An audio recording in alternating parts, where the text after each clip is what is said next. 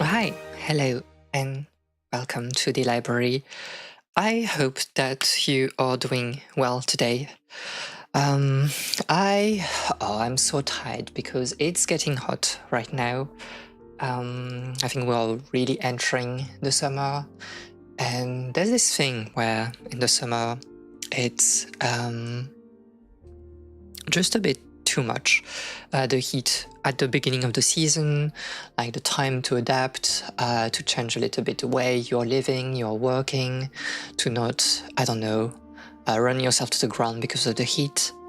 So yeah, that is a bit difficult for me to adjust right now, especially since I have like so many different things that I need to do. So I was watching like Suisse-san from Hololive just a bit before. I think she's streaming a little bit more lately for some reasons. So there was like the Mario Kart competition, or I don't know what, that I was able to catch, but only like a little bit. And yeah, and today she was playing some Minecraft, so I was able to catch like 1 hour and a half of streaming while I was doing like other things. I spent some time like on, well, my Japanese, but also like on working on some research. Like it was a bit funny coming back to research. I think like taking 1 month of break was fine to that respect, but I also think that I'm not used to undertake like big projects anymore, at least like big research projects, in the sense that yeah, the topic that I'm currently working on is a bit, I don't know, extensive, and I don't know where to begin. Like we did that like on stream. We worked a little bit on Yokosuka. We worked on waterfront in Tokyo and in the Kanto region. And right now I am trying to work on Yokohama. And I think we saw like a little bit of Yokohama when we worked on Yokosuka. But it's a complicated city, in the sense that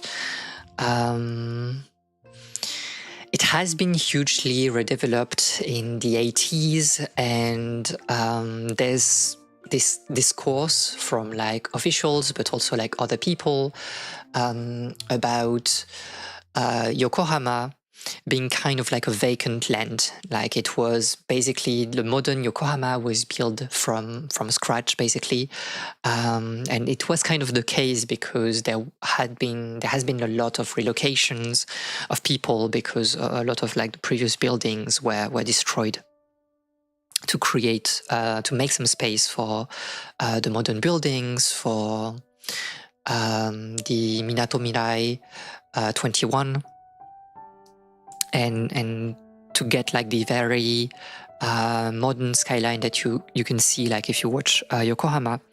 And this is interesting because this discourse of a vacant land is kind of like in I don't know, it really make a lot of people invincible, the people that lived there before, and there's a lot to say about that. There's a lot of research on how do those people remember Yokohama and like the memoryscape of that time, and how we create a new memoryscape from that, especially because now Yokohama, this is like probably nice to watch like in a postcard, probably alright to watch as a tourist, but it's kind of like soulless, and this is a problem of certain modern waterfronts in Japan, and you can really feel like the weight of modernity, and this is kind of like what I'm focusing right now, like making, or at least for myself, having like a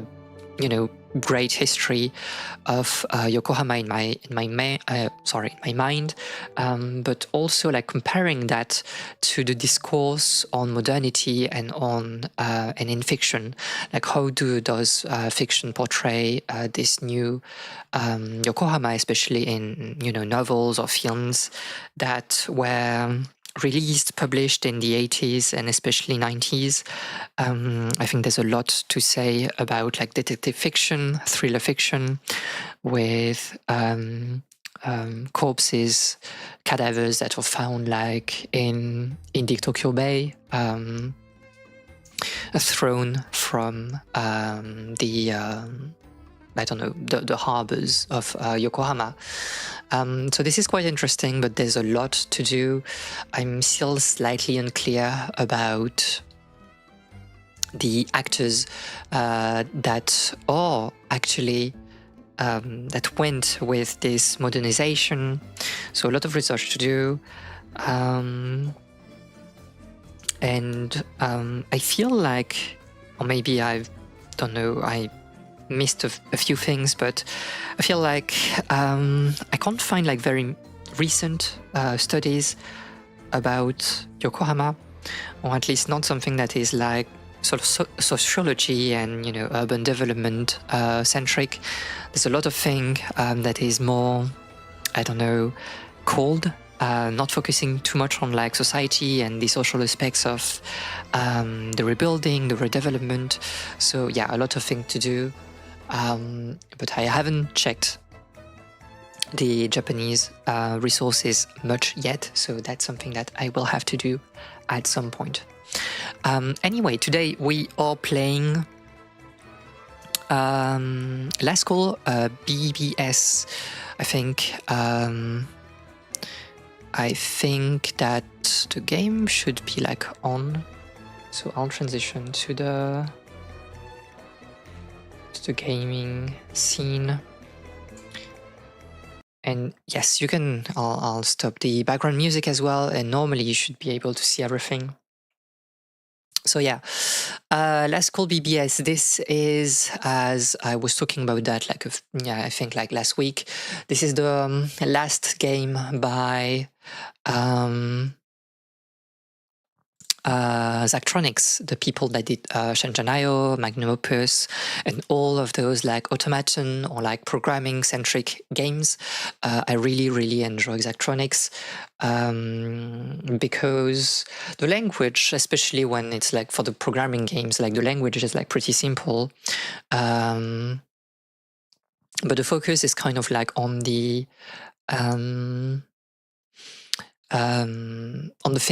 thinking process, like trying to divide like a task in like smaller pieces so that like it's easier to handle. So we will try this. This is like basically like collection of different puzzles whose concept was interesting to like the Zachtronics studio, but they did not believe that it would make a full game. And so this is a collection of like mini puzzles, mini games. So Zachtronics has disbanded. I know that some people, including like the founder Zach, is kind of like working on similar games. I think it's Kaizen, sort of like automation game also for another studio. I don't remember the name of the other studio. Collection, maybe? I don't know. But it's an upcoming game, so I'm kind of eager to play that at some point. But first, we have Last Call BBS, because I've not done it for some reasons. I feel like I thought it was just a solitary game and not like a puzzle game, and so I did not play it. So basically, you have like a computer, and this computer has only like I think 7 the space for only 7 softwares, and those softwares are basically games. So ask and you shall receive. This is my old Sawayama machine, all set up like it was well, like it was back then. I even got the BBS running again, so you can dial in and download more of these retro games. I have to admit, I'm still getting used to that term. Anyway, the story of all this stuff is also a story about people, so I wrote a few notes about how I came across these things and whatever else came to mind as I was getting ready. You might find it interesting, you might not. It's there either way, have fun. So this is also like a big thing of like Zachtronics. It's kind of like calling to an aesthetics of, let's say, between these, I don't know, 70s to the 90s. You have with Shenzhen IO a sort of like not cyberpunk, but like solar punk aesthetic, I would say. Urban solar punk aesthetic. But this is really a game about like the kind of like grandeur, the folly of like modernity, of technology at that time.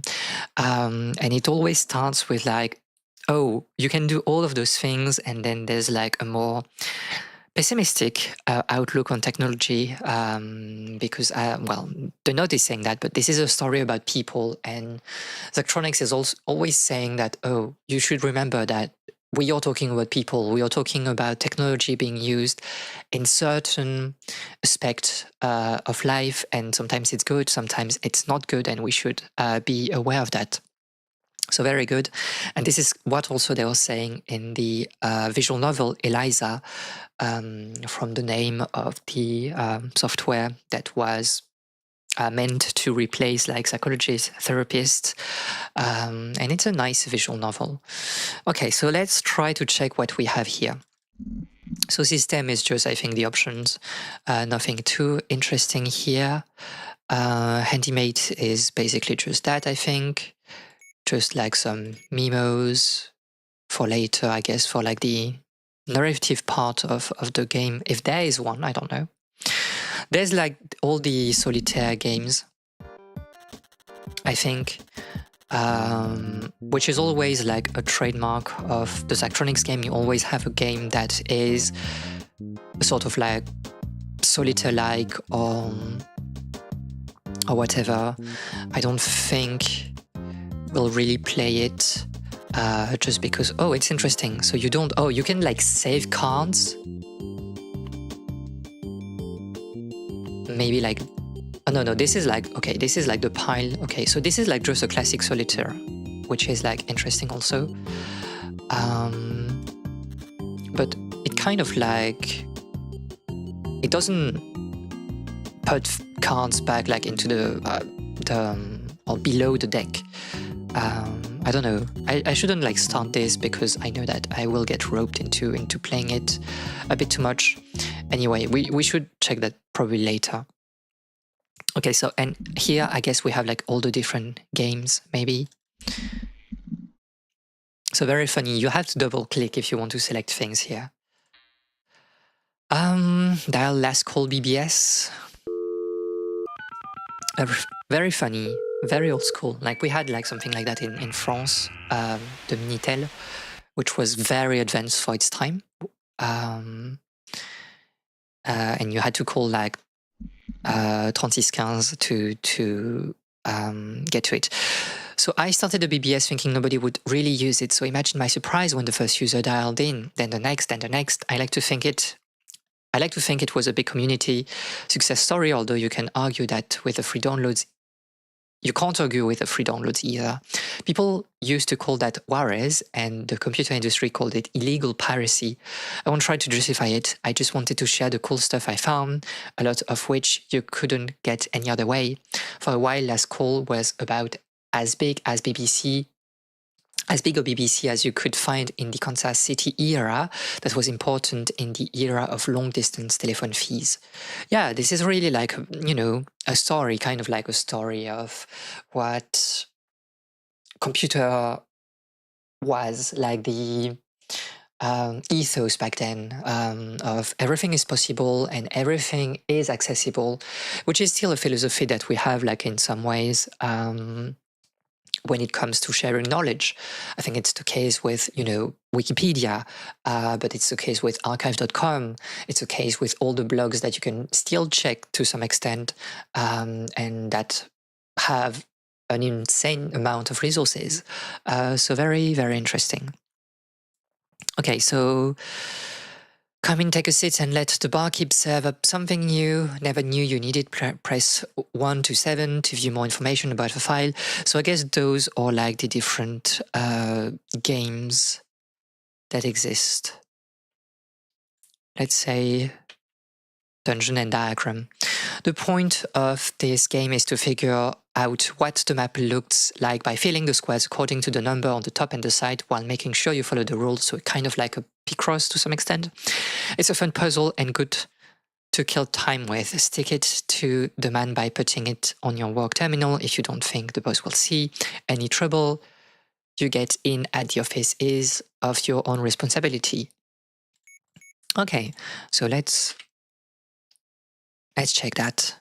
Very funny. You really have to wait like 1 minute and a half to get it. It's funny. This is really like the thing also with computer back then, and even when we were like a bit younger. I feel like nowadays with optical fiber and all, we are used to very fast downloads, but it was not the case. I remember when I used to download like ROMs for like small, retro games. It was fast for some games, obviously. For 8-bit, 16-bit consoles, it was fine. But then you have like I remember like the ROMs for, I don't know, PS2 and GameCube games, and it was so long. It took like so much time, and I remember that I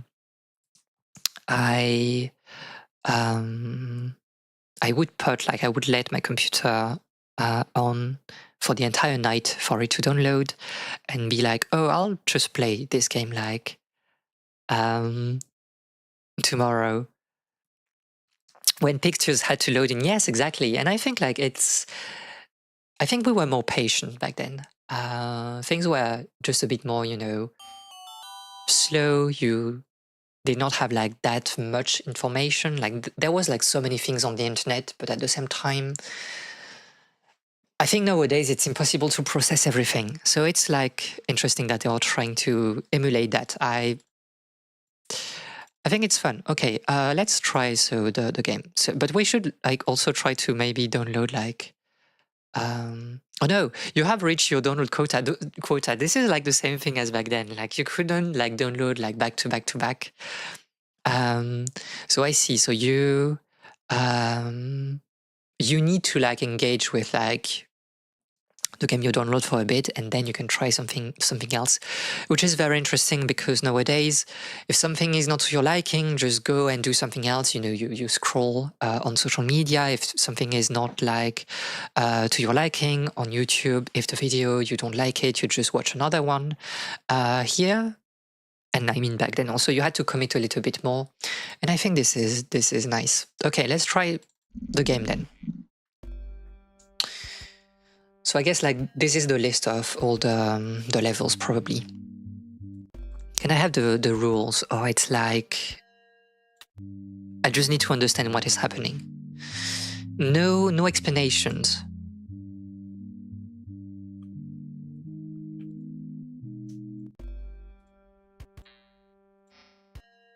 Really, there's no explanation about like what I need to do with this puzzle.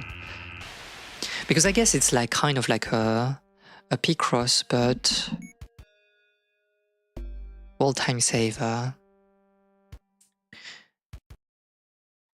Oh, it's just like to be able to see the world. I see. I guess like this is also very, very interesting, like how the computer really makes you able to engage with like people and things that are like at the other side of the world, and you can really feel, I believe, the globalization. I think nowadays we're getting used to that. It's either invisible or we are getting used to that, but there's something like beautiful about it.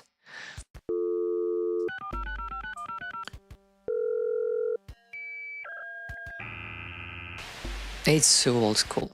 This is like a little bit more cumbersome than the previous. Oh, and you can also check the stock market.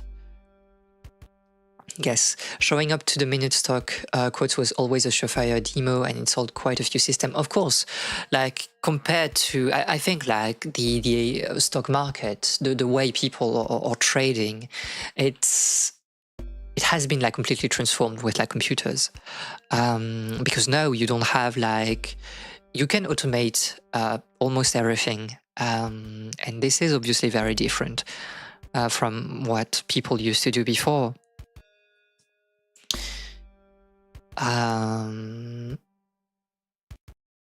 Yeah, I looked up stock prices in the newspaper and so on. A huge advantage, of course. Again, nowadays we're getting used to how like computer has transformed our daily lives, but I think I don't think we'll have like an entire transformation like computer did. You know, like, well, we have the situation with AI, and it's like it doesn't work right now, or it's just, you know, stealing things, and it's just like bad. And we haven't got, I think, this level of transformation. Maybe like with smartphones, you can argue, maybe with the first iPhone, but lately, like, I don't know, it has been so gradual that you cannot even feel it. Used to be crazy as a kid when you had to explain to your parents that you have friends from across the world. I think so, and I think, you know, for some people that are quite, you know, old right now, this is still like unbelievable. I think to some extent people are getting used to, oh, I can like use Facebook or I don't know, FaceTime, whatever, to call people from the other side of the world, but there's also like, I think, a gap with, oh, I was, you know, in a Discord server and I met people from the other side of the world and I just don't know them, and this, you know, I'm just hanging out with them. I think this is like very difficult to understand, like to some extent, for some people.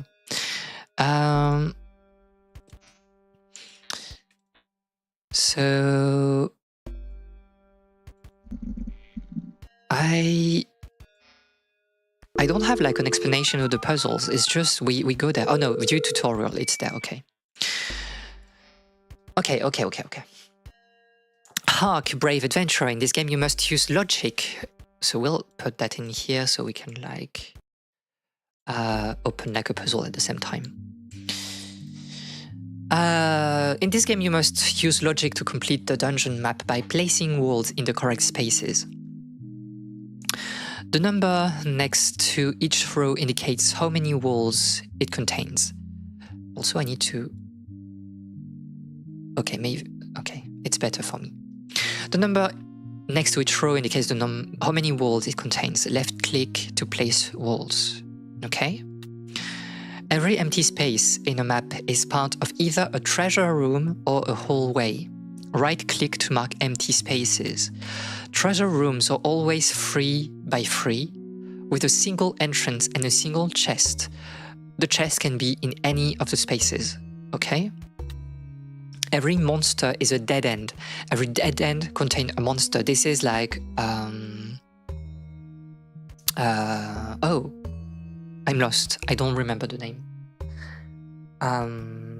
Oh, there's a, yes, it's a bijective function, like between the dead ends and the monsters, okay? All empty spaces connect into a single contiguous shape. Diagonal spaces are never considered to be adjacent. Okay? Hallways are always 1 space wide. Outside of treasure rooms, there will never be a 2 by 2 block of empty space. I see. Place all walls correctly to solve the puzzle and unlock more. Okay, interesting. So for example, here we have like different possibilities, right, for the treasure room. It can be this, it can be this. It's hard to say. What we know is that monsters have to be in dead ends. In another like I'm crazy to talk like this. In another world, you could argue that it's like kind of the same thing as like in Go, like a stone being in Atari, in the sense that you need to have like it must have like one liberty only. So another way to phrase it is to say that for every enemy will be surrounded by 3 walls always. So for example, here you have one wall on the right, and then obviously you can do this, and you know that those need to be empty spaces to create like a route. So obviously you can probably argue that it's going there, it's empty here, empty here. You cannot have like a 2x2, so it means that we have like some amount of walls here, though I don't understand how it would really work.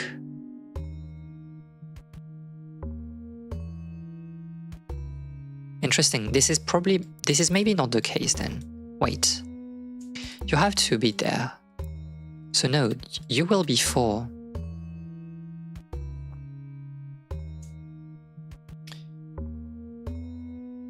I need to create like a space for you. You obviously cannot be here. Well, this is like an open corridor, for sure. The 2 here is like a bit surprising for me, because I cannot... Oh, maybe it's something like this. And then you would like open to the north. Everything is like, yeah, so it would be this. We need to finish that in here. You need to continue here. So this is how it works. And because of that, like, yeah. Dungeons and Diagrams was a fun little puzzle game that spread through the office. It was an older version that this with simpler graphics. Someone gave it to me who got it from his friend, who got it from a different friend, and so on. That's how things spread. But the guy who made it was in Finland, but nobody knew how to contact them. We all would have liked to send him some money, but how?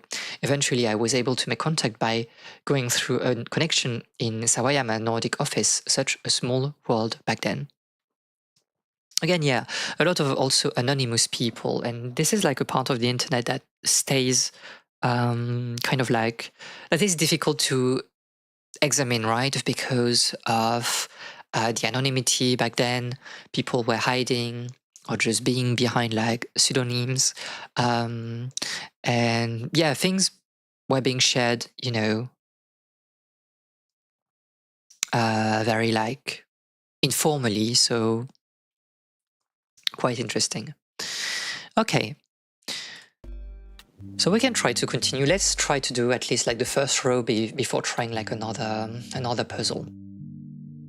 Okay, so you need to be like one of like this needs to be a wall, but it's hard to say which one. We know that there's 6 in here, so this will like finish the row.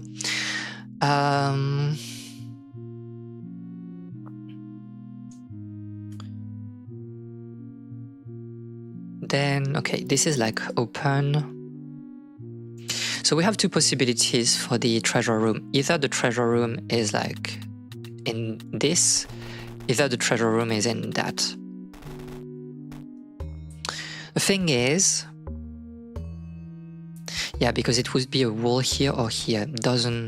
We don't have like enough information. Of course, Finland, they were and still are big on this stuff.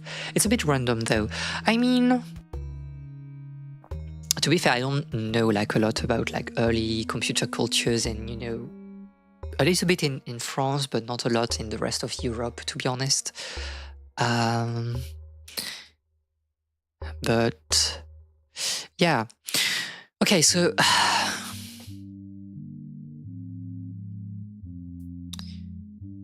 you need interesting.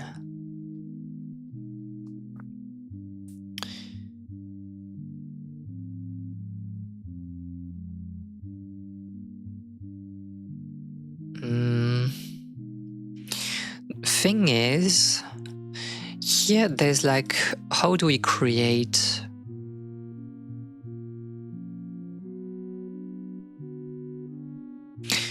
Because in Picross, when you have like a number, you know that this number means that it's a continuous line of blocks.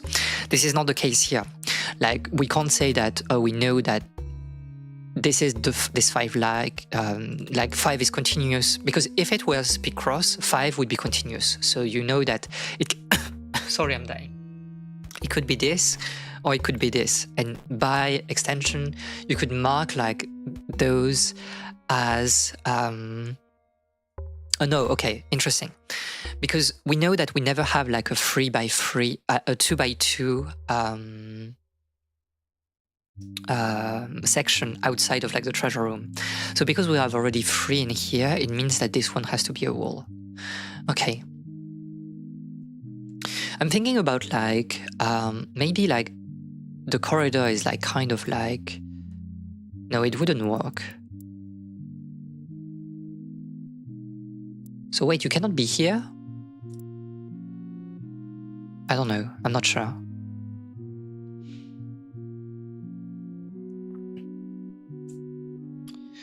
There's a lot of different possibilities, to be fair. I want to do something. We know that there's at least like 3 walls. You're in a dead end. You're in a dead end, so you cannot be... I think you cannot be here, so you have to be there. Because if... Or you could be here, maybe. No, because, okay, this cannot happen. So we know that like 2 of the walls are here, and then we have 1 wall here or there. But you're in a dead end. A dead end of a corridor? Is it always like a dead end of a corridor? I think so, because you have to be a 3x3, so you cannot be here. This has to be closed. So this is our 3x3 room. Probably. No, it doesn't work. Oh no, this is our 3x3 room. And you have a single entrance. So it means that this is probably locked.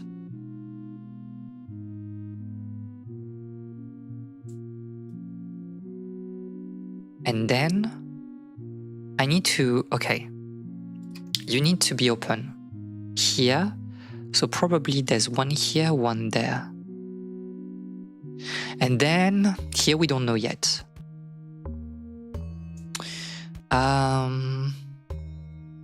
Okay. So if, okay, you need to continue here. And you probably go somewhere like top, and this one stays. Oh, maybe not. I don't know. You only have like 2 walls.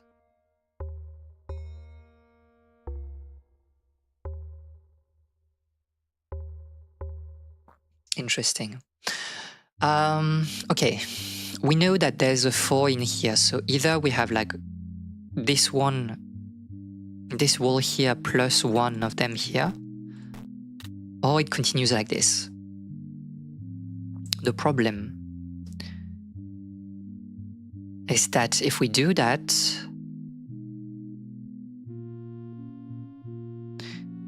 am I running into a contradiction or not? Because that's the way you need to solve those things.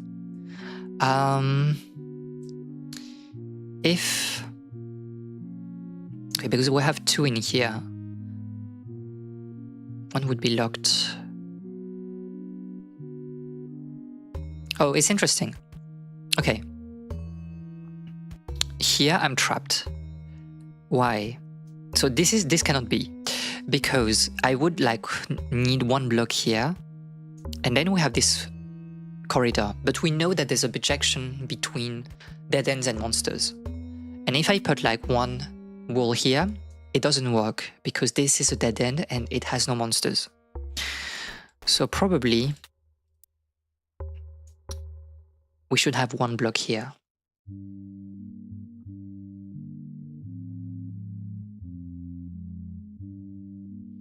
I don't know, I'm not convinced.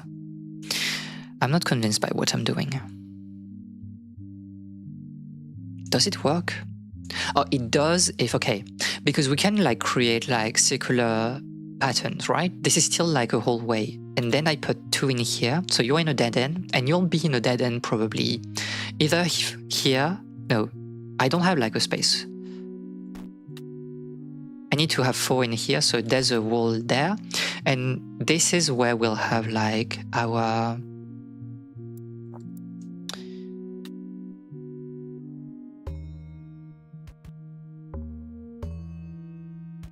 Is it just like this? Probably. Okay.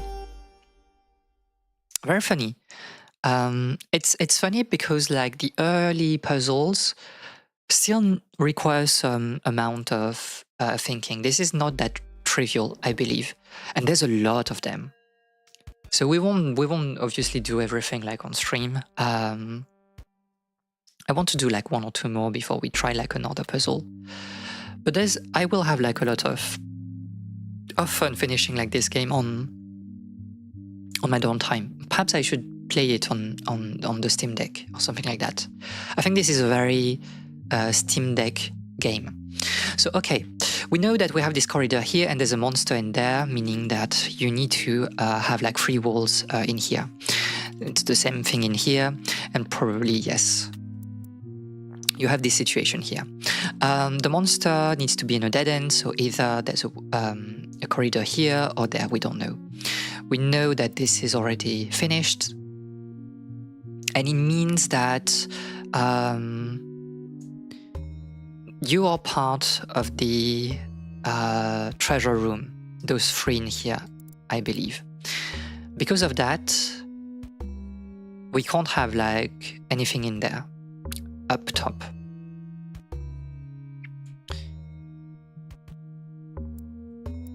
And then the thing is like, where do you put the walls? So this is like complete, there's nothing in here. So there's a wall in there. There's a wall in here. Because you can't have like 2 by 2 squares outside of a treasure room. We know that like this turn indicates like a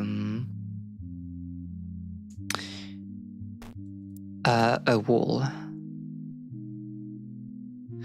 I'm tempted to argue that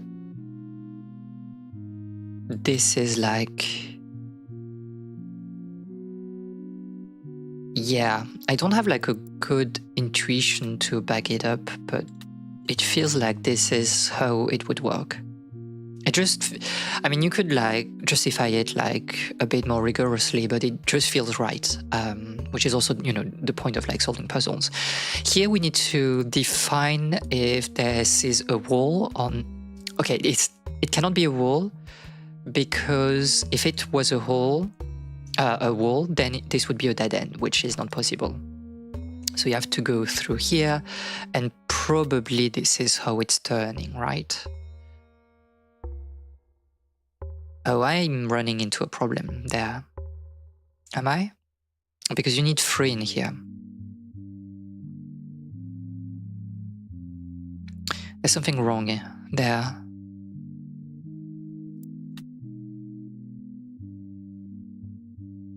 There's only 1 entrance for the treasure room, right? So, treasure rooms are always 3 by 3 with a single entrance and a single chest. Okay, interesting. So there's something wrong in there.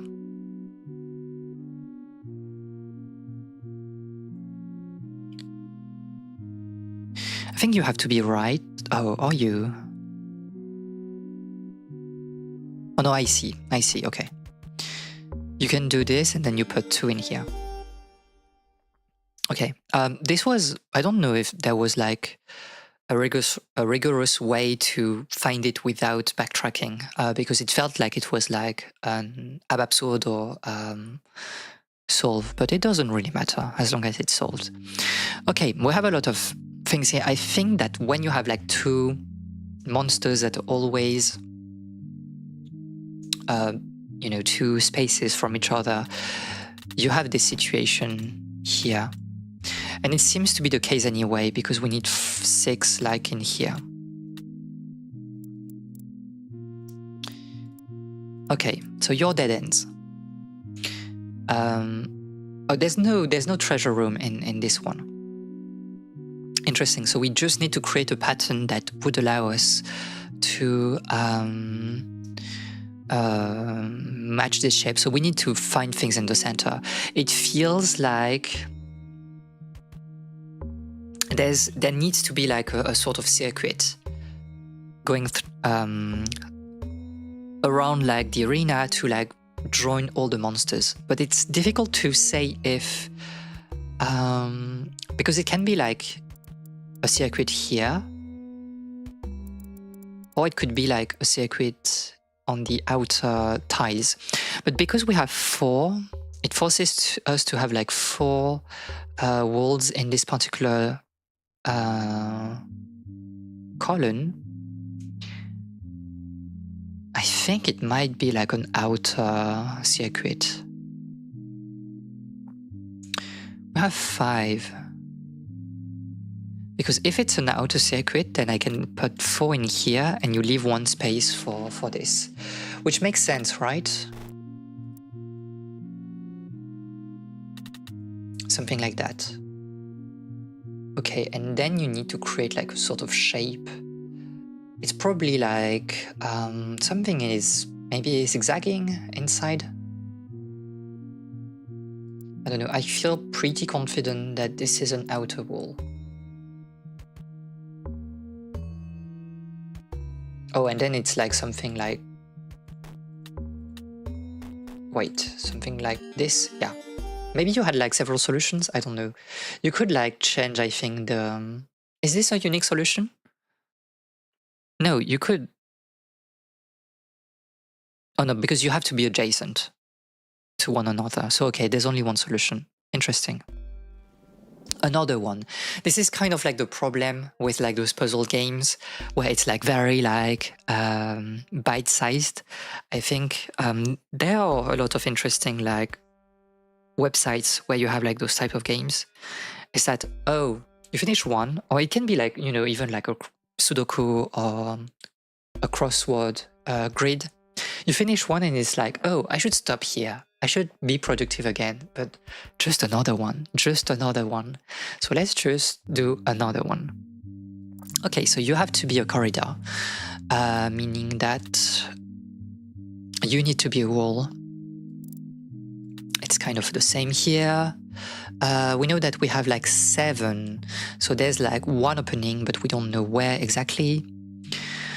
Oh, this one is probably like a little bit more complicated because we can't identify where is the... You cannot be here. The fact that we have 7 means that there's 1 hole in the wall, but we can't really decide where. One thing for certain is that it cannot be here because it would like block the entire puzzle. We wouldn't be able to continue. So we know that this is a wall.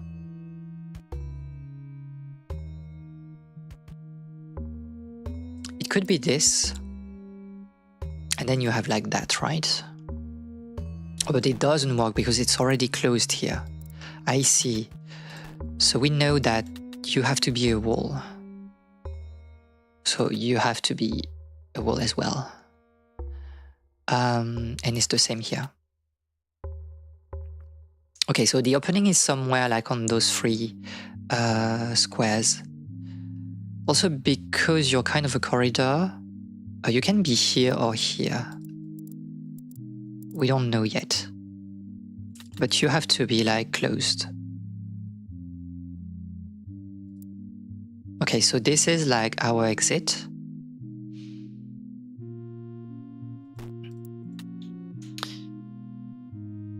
It's the same problem in there, I think. Yeah, it cannot be that, so you have to be closed off here. You could come from there. Or could you? No, you could not, because if we had like this,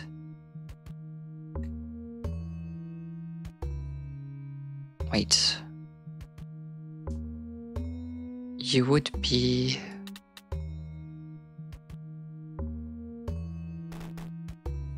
No, yes, it doesn't work because I need more of you. So you're necessarily a wall here. Okay, and there's like one wall there, obviously to create the entrance to that particular slime.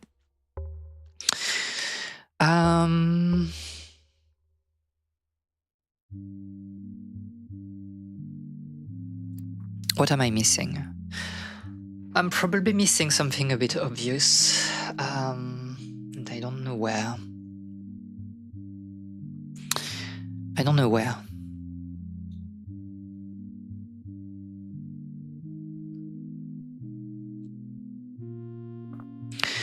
I don't know if I can feel like those angles. Because you could have like something that does this shape, right? And it would work in terms of creating a contiguous corridor. So we don't know if this is like... Oh no, it has to. Why? Okay, because you have to be like a corridor. Oh, so it's basically this. It has to be this, right?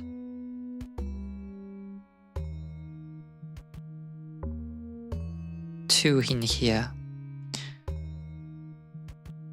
And because it cannot be a dead end, you have to be like this.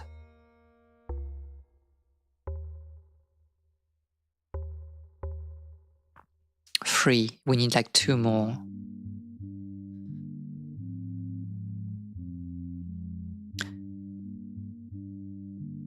Can you be? You cannot be that, for sure. Oh, maybe you could. I don't know.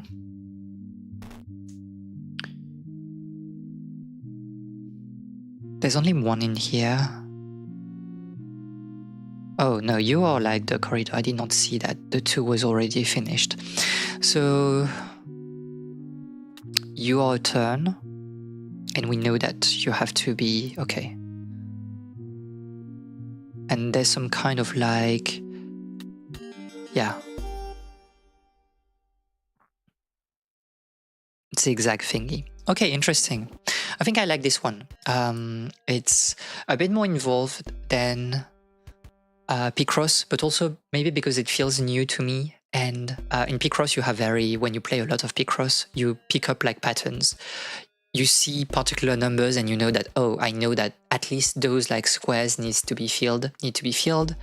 And I think because it's a fresh puzzle concept, I haven't all the patterns in my head yet, so it feels like a bit more involved.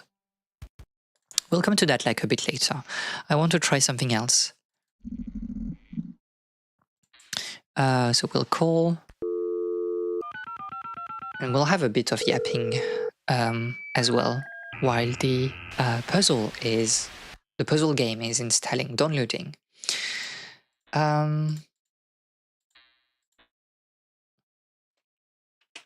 Okay, 20th century food court. Let's download it. Oh, I can't read it. It's 3 minutes, 4 minutes of waiting. Oh, we'll need to get back to puzzles solving then. See if you can make food for people in the future in this factory game from Zachtronics. Definitely a weird premise, but once you try it, you might enjoy it, especially if you're technically minded. The interface reminds me of this guy I know who has a whole room in his house dedicated to a machine that moves electronic noise. It sounds terrible, but he loves it. Okay. It seems to be like on the more difficult side, so we'll get back to this while it's downloading. This is very funny. Okay.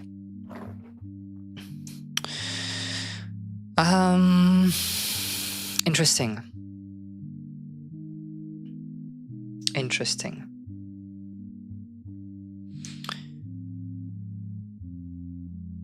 The treasure room cannot be this, obviously, because there's an enemy here. It could be that, or it could be that. We don't know. I mean, what we know probably... Oh, it could be like also like on the side, sure? Yeah, it's a bit too hard to tell, probably. Okay, think.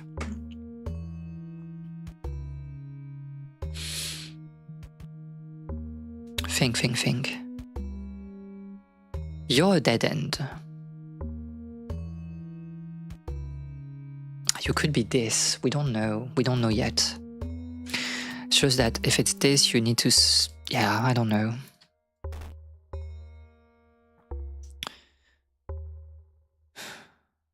Three, 2, 3, 4.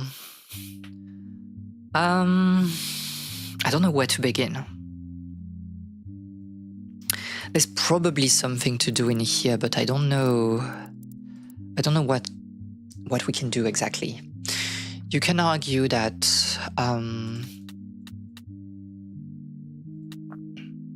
we're in... Oh, there's only 2 in there. So if we choose to put that, we are stuck, because you would be a dead end and there's no monster. So this is wrong.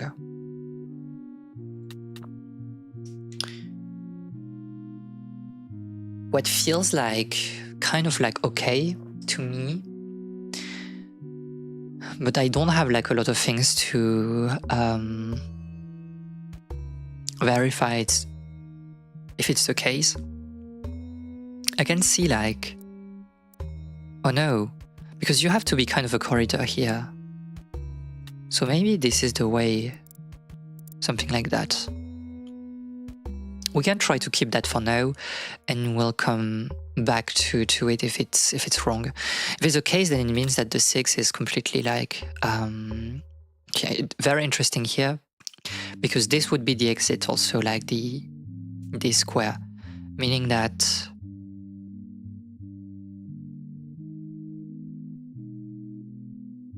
probably like there's at least a wall in here, because we still don't know if the treasure room is this or this. In any case, I think this particular row is empty.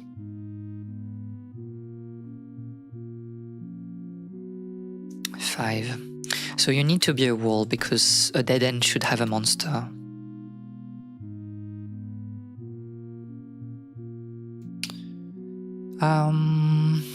So you have 2 in here, which makes sense.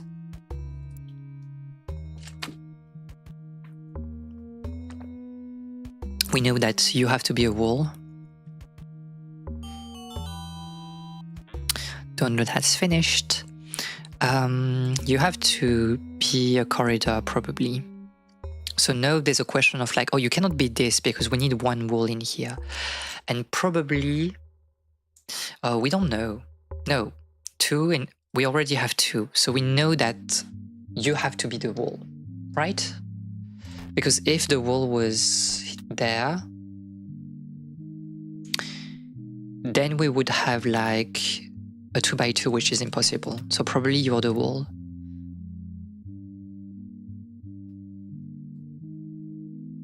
I still don't know where the treasure room is. You have 5. Oh no, the treasure room is up. Why? Because if the treasure room was in here, you could not fit like 5 walls on this row.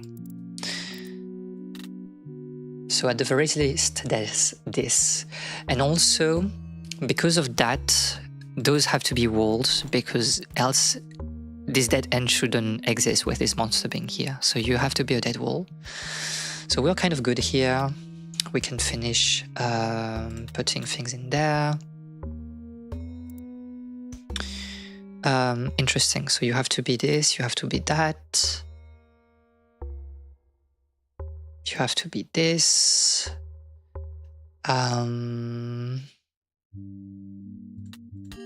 Okay, pretty straightforward.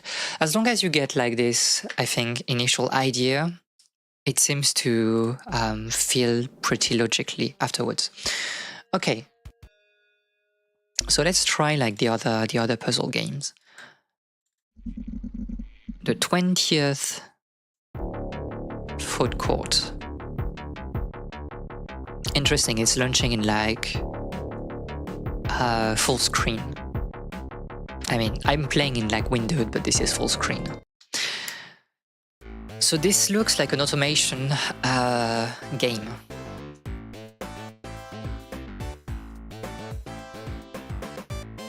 I like the vibe a lot. It's not solar punk, but it's very upbeat. This is like, oh yeah, the future is cool.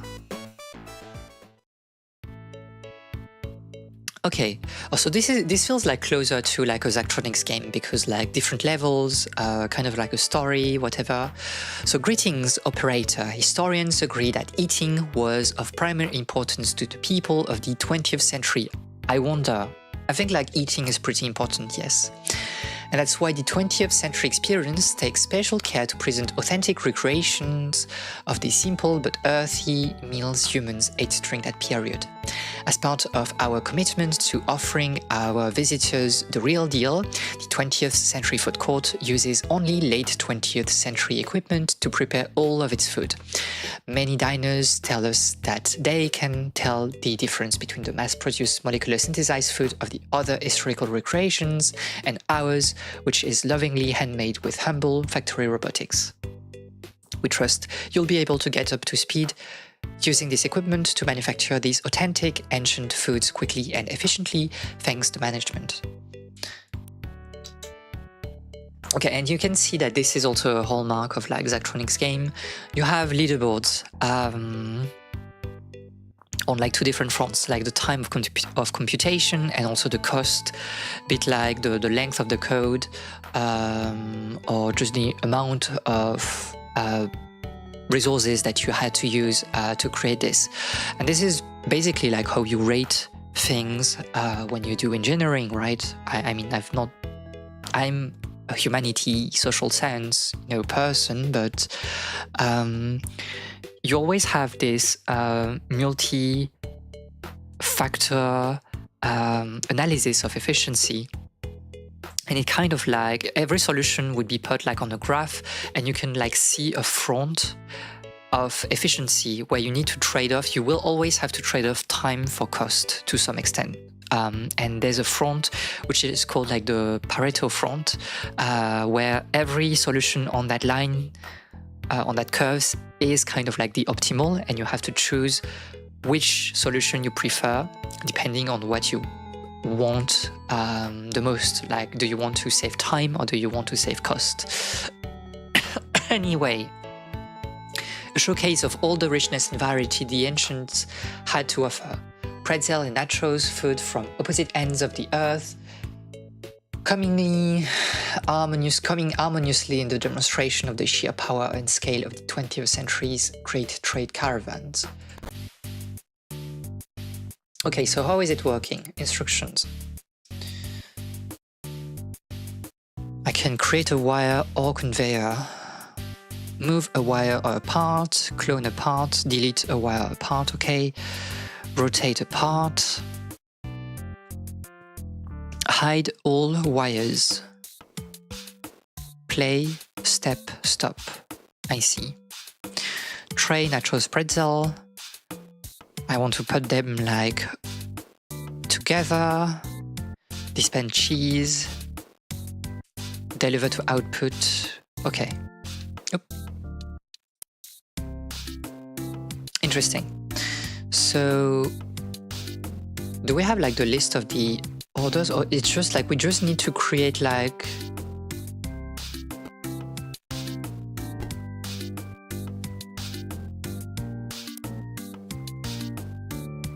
okay, so this is like the type of machines, and that's why we have cost. I don't understand. It's like so I guess like the trays are coming from up here, right? Oh, that's how you have your okay, I see.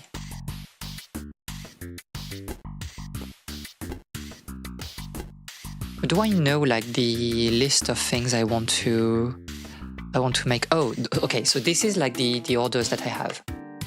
So start.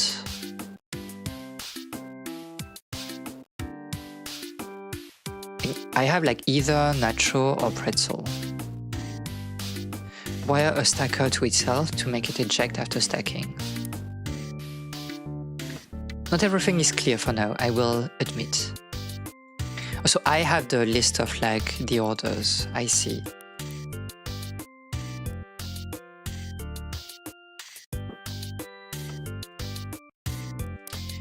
You're basically an if, right? The scanner scans barcodes on passing trays. If a barcode is present, provides information on what was ordered.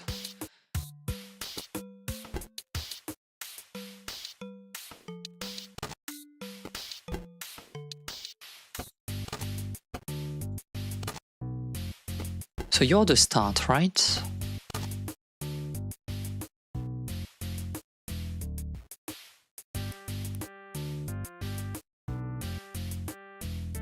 Oh, I see how it's working. Okay, I think I understand. So,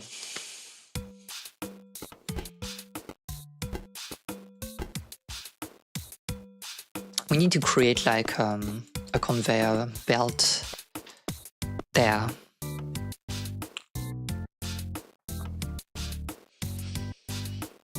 Because our tray will just go like fully to the south, I believe.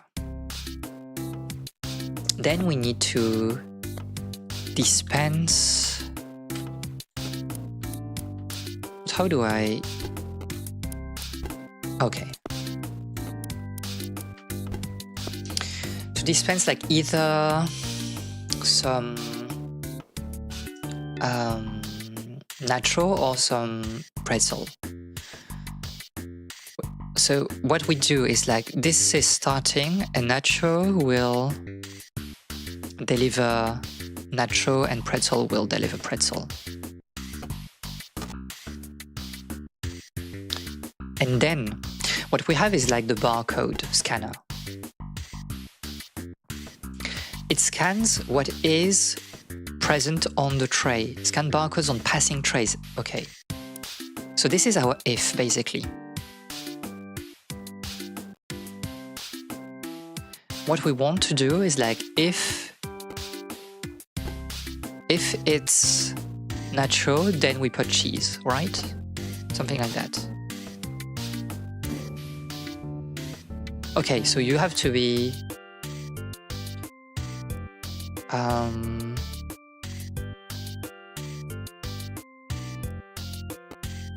you come in? Oh, because you need to think also about the length of the... Wait, if I put you in here, are you... No, because you need like 2 steps to get there.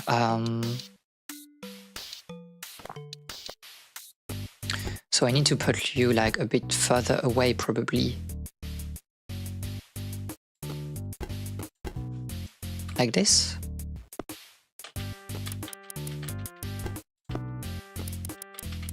Maybe like this. Why are you... I don't understand why. Is it like...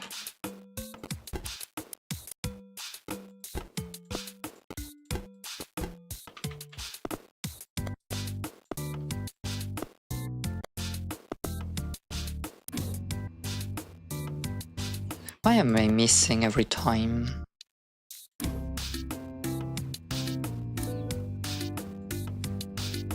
Do I need to put like... I don't understand. Oh, I need an assembly. Okay, I need an assembly thingy. I see. So we need a machine there. The first product to enter is held until the eject input is activated.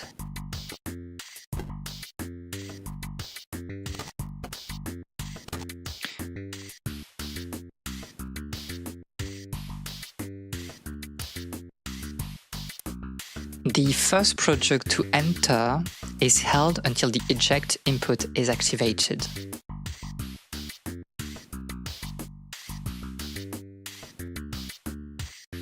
And we say that wire a stacker to itself to make it eject after stacking. So if I put you eject immediately after you stack, something like that. How is it working, this thing? Oh, you need to be, I see, you need to be there.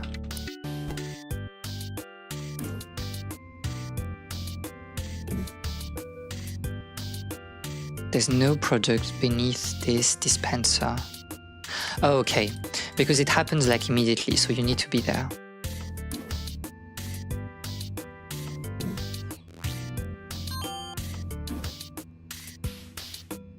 And then it scans you or not, then it just sends it.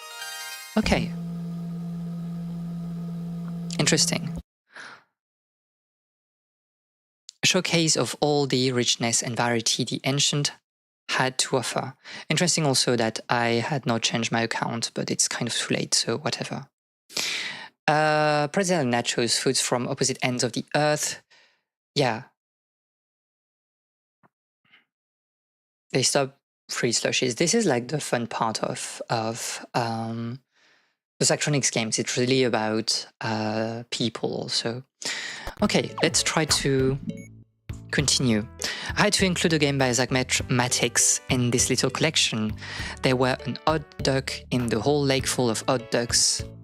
In those early days, there wasn't much common wisdom about what computer games should be, so you saw all kind of approaches that would seem bizarre today. Again, very interesting, because exactly, it was like before the homogenization of like video games and stuff. Very similar to what you had with people making, you know, flash games, even like at a very young age. Imagine a whole studio dedicated to making games where you basically had to do computer programming to beat them. I mean, this is why Zachtronics is like so good. The hotpot experience. Recently unearthed from an underground cache and frozen over 700 years, these original hot pockets are as fresh as the day they were made by the ancients themselves. Don't miss out, available for a limited time only. Okay. So what do I need to do? Instructions. Hot pockets. Microwave the pocket, eject when cooked, stack on tray and deliver to output. Wire one input to start and have the other count down. Continuously modifies an internal counter value by pre-programmed amounts when one or more inputs are activated. Outputs indicate when the current value is 0 or positive. I don't think I get it, but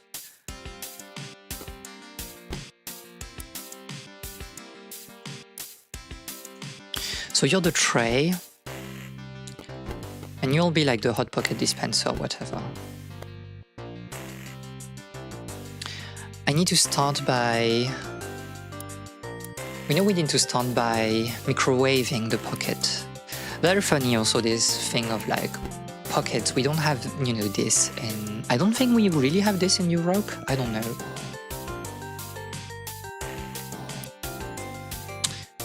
So a microwave.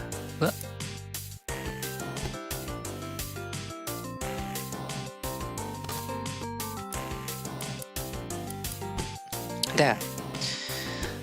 Okay, so you'll just microwave the thing. And probably I want to put you in... So we need to eject when it's cooked. But how do I do that?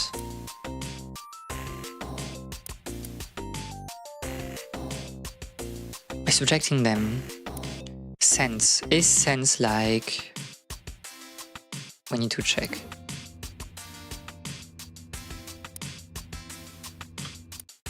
Oh wait, I need to, when it's a pocket, send a pocket. Thank you for the hydrate.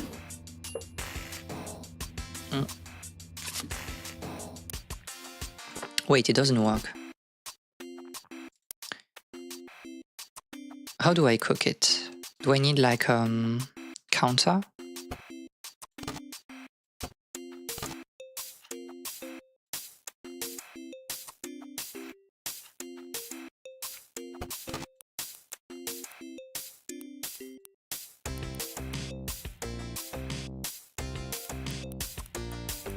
Oh, I see. Okay. So we need to create a counter.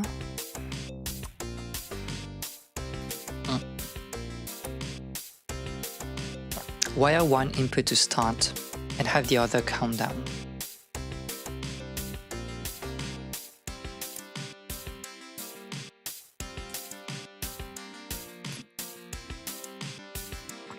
So you're kind of like at 4 because we know we need 4 ticks to cook you, and we do like 1 with every tick, right? And you eject when you're at 0, something like that. Does it work? 1, 2, 3, 4. Okay, and so then you're ready. It works. What we need to do is we need to add like the stacker.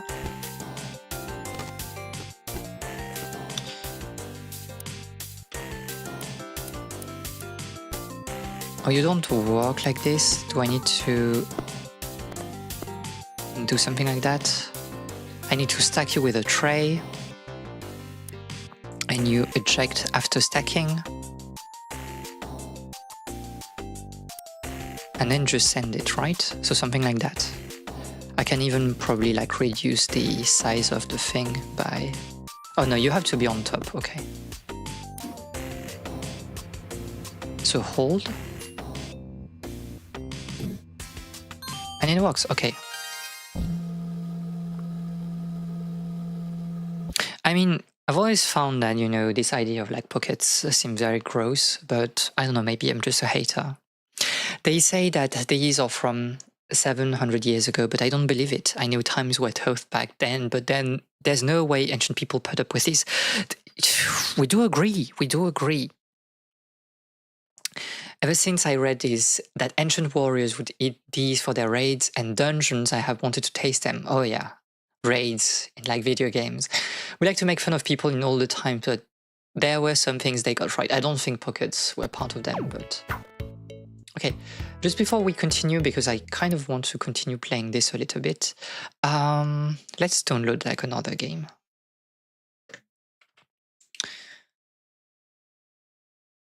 Let's download the third game. You don't have to be a fan of Steel Force TV show to know what it is to enjoy this model building simulator toy. Also, this is like a painting, a figurine painting or whatever, I think. Okay, so we'll get to that like a bit later. I think we can try like every game, at least, you know, get a taste of everything in this collection. Let's try to continue like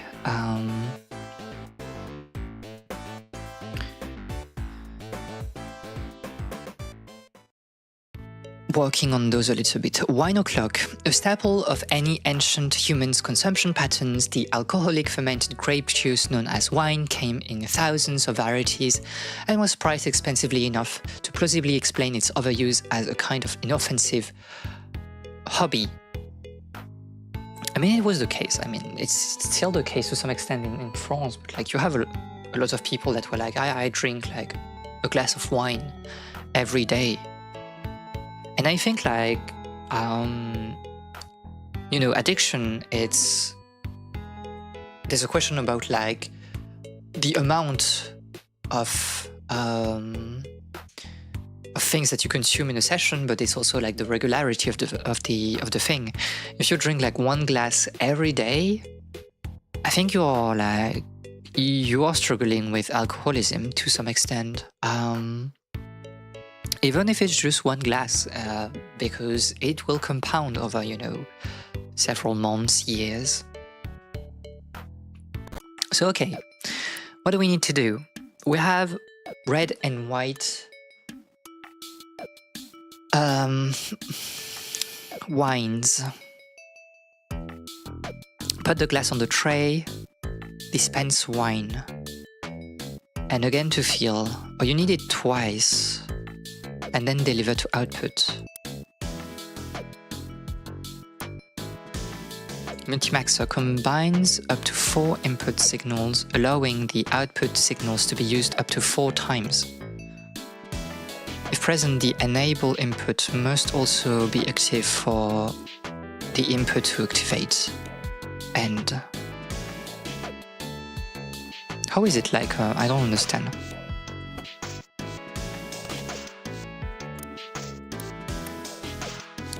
The 4 input signals allowing the out. Oh yeah, okay, I see.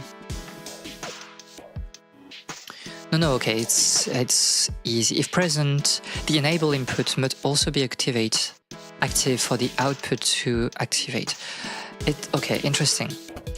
I have like a solution in my head, but I don't think it's like optimal in terms of cost. Because for me, you could like, we need to fill it twice, right? So there's like a situation where, let me create like a sort of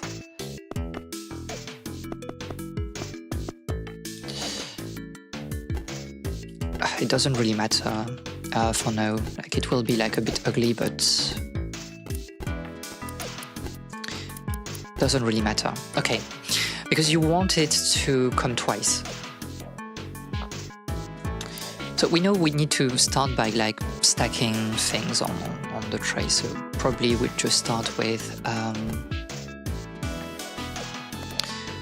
something like the stacker. Well, the stacker in here.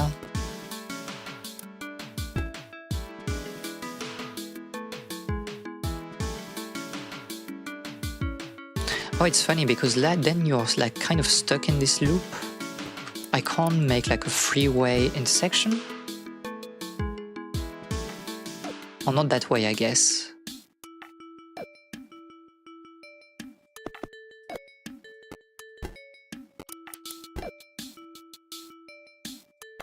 Interesting. So how am I?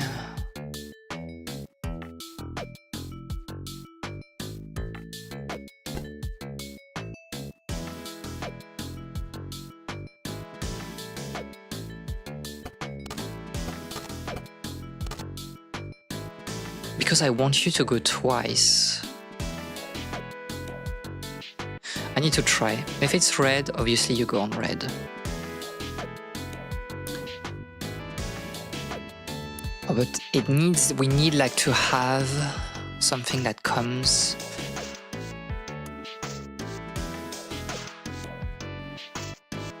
Interesting. We can start with the easy part, just like stacking the tray and the glass, probably. I think it's just easy, we should start with that. Okay, you eject on self. And so, well, yes, I know, you can like remove this. Okay, and we need to send, every time there's, okay, that's where you need to use the multimaxer here. Because whether it's red or white, you want to send like a glass. No, it's on start, just send glass, right? Yes, okay. So we have that. We have a glass that is coming in here, and then we need to fill the glass twice. But we can't create like another, we don't have like 2 of them, so it will have to loop in some ways. Or does it stop like if the...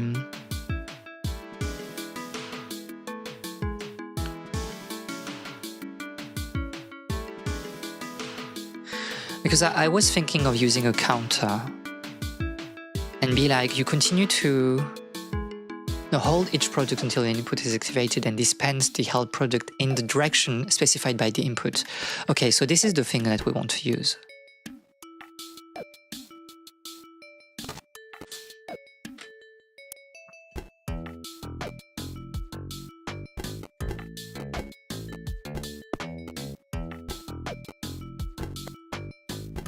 Okay, I have my vision, I think.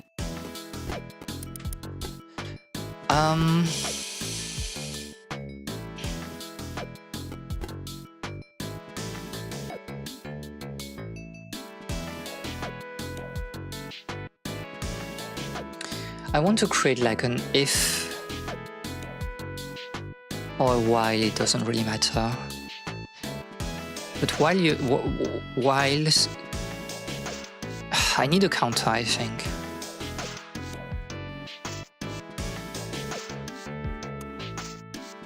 When you send something,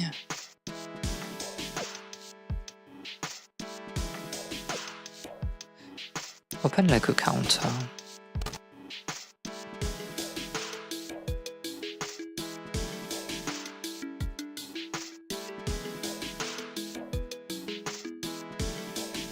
Sense. Every time it senses something, you put.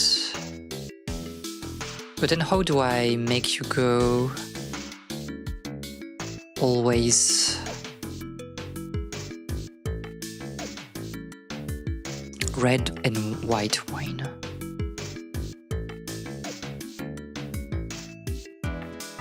Because could I put you in here? It would make my life a bit easier, because you hold until you get like an input. Oh wait, but then it's easy, right? Hold each product until an input is activated, then dispatches the held product to the direction specified by the input. Okay, no, then it's easy. So I have a holder. Okay, it's easier than I thought. So you send like a glass every time. Then it comes to this station, and we need to fill it 2 times. So you want to start with 2.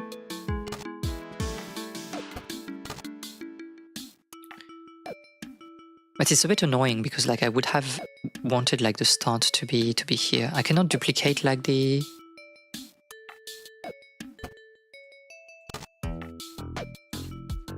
Am I forced to use like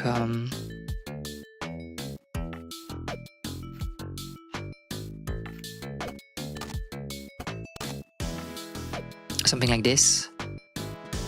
Okay, but anyway.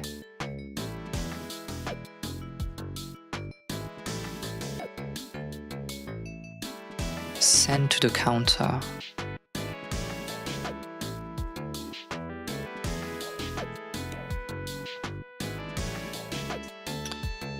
Send. Wait, because I can't send immediately here. It needs to be on the holder.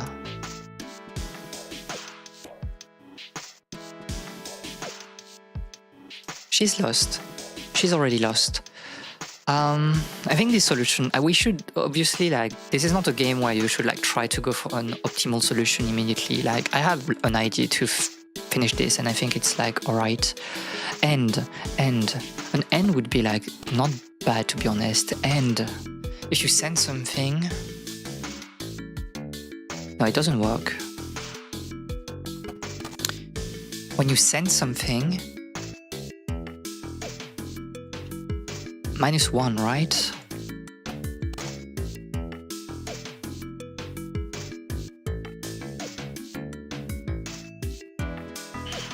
But then, and it's like when you are at 0, then you send it through, something like that. Okay, so you're in here.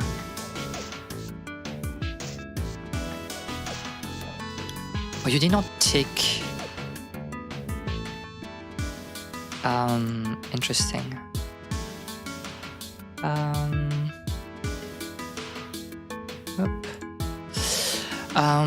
Okay. So sense is a bit more complicated than I expected. 0 go through, it feels obvious. But then the -1 is probably when you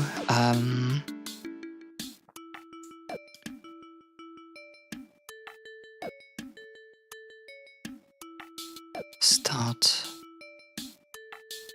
And -1, it should be when you're like outputting red or wine.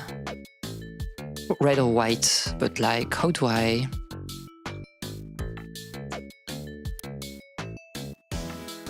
And also there's a scanner, no, at some point. If a barcode is present, you need a scanner maybe, no? No, you don't. If it's red, it's red. If it's white, it's white. It works by itself. Or you can see like how like those games are a bit crazy. I remember when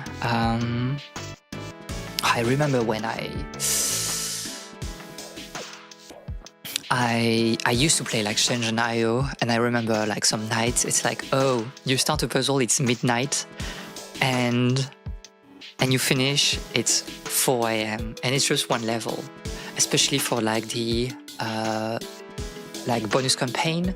And also remember it's like, oh, you go to bed a bit frustrated because you were not able to solve a puzzle, and then like at 2 AM the inspiration is just like striking, and you're like, oh no, I need to get up and to solve my thing. And this is, I guess, like very similar to maybe like what, you know, people in comp science are actually going through. But I love this rush of genius that comes sometimes, and it's not something that when you work in the humanities or sound of the game is a bit loud also. When you work in the humanities or social science, it's a bit more rare, I think, to have like those moments of realization of genius. Okay, so how am I outputting twice the thing? I think I thought that the counter was the way to go, but maybe not. You want to do -1, but -1 is... it's an input. An input on what? It should be an input on every time.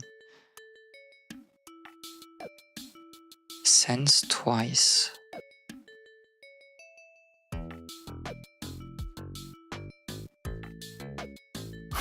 Random ideas at ungodly hours, also so true. Happens with creatives a lot. I think so.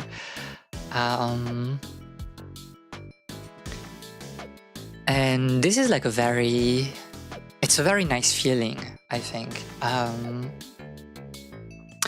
It's kind of like what really keeps you in doing creative things, I believe. Like for me, a lot of this, because I'm doing some research, it's like, oh, when you have finished like an entire paper or whatever, yes, you have like this rush of adrenaline, but I don't know, it's not as powerful as, I don't know, solving puzzles, finding a solution in STEM or whatever. I don't know. I don't have this sense also of like, you know, adrenaline when I write, even fiction. Because you start at 2, so this is not bad, but like, how do I put...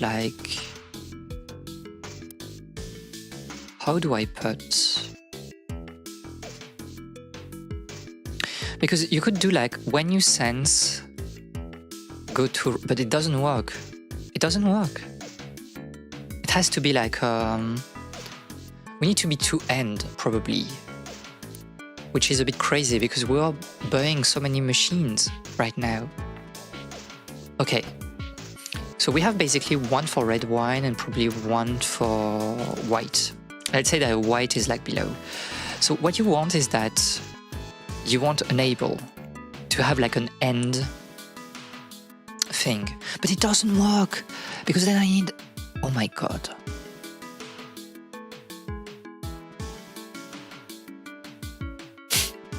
Do I need like to... I think like I need to decuplate the... This doesn't make any sense. I need to decuplate the signal here to that. When you have like both actives... So this is an end. I don't know what we're doing. I don't know what we're doing. I could have like 2 counters maybe. Oh, it doesn't work.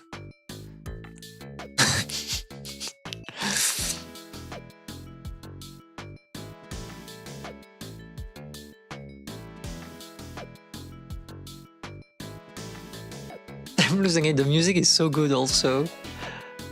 It's a very, I don't know, very catchy tune and like a lot more than the other Zachtronics games, so I can't really focus. Because part of me was like, send it like here and there, but the problem is that...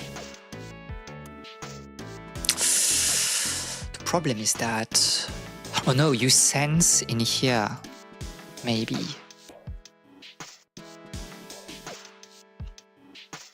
It looks so bad.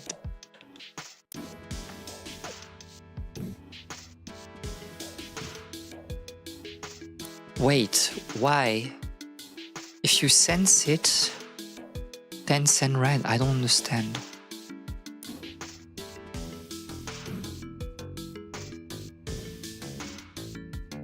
I don't understand. Play step by step. So in here, you send signal to everything. So -1.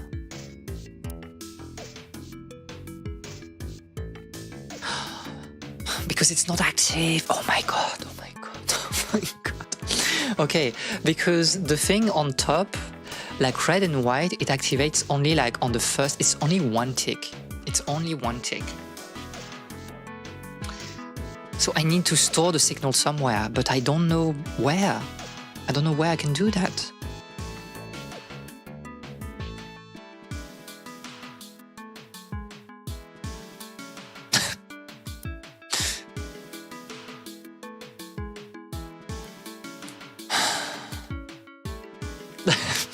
We can be here like for 2 hours. Okay, think. Can I use a scanner? Am I forced to use not a stacker, a scanner?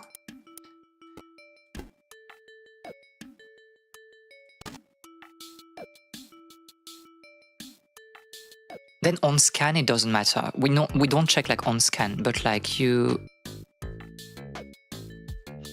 put like red here and white here. Does it work? I think it works. I think it works. Okay.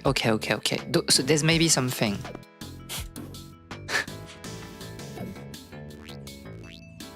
Why would you like continue to add something? You should have been sent like send through. When it's at 0, just send through.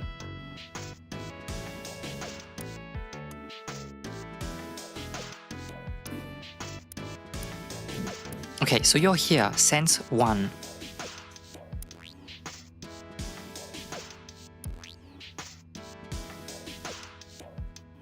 Zero and then send through. Why are you trying to add again? Oh, because you're scanning. Because you're scanning again.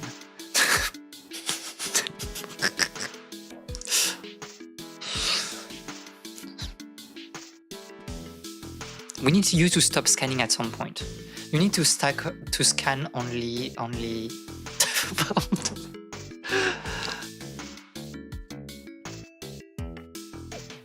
You need to stop scanning. You need to stop scanning.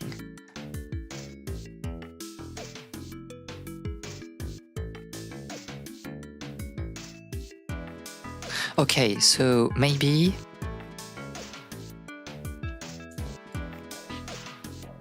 we want to change like those.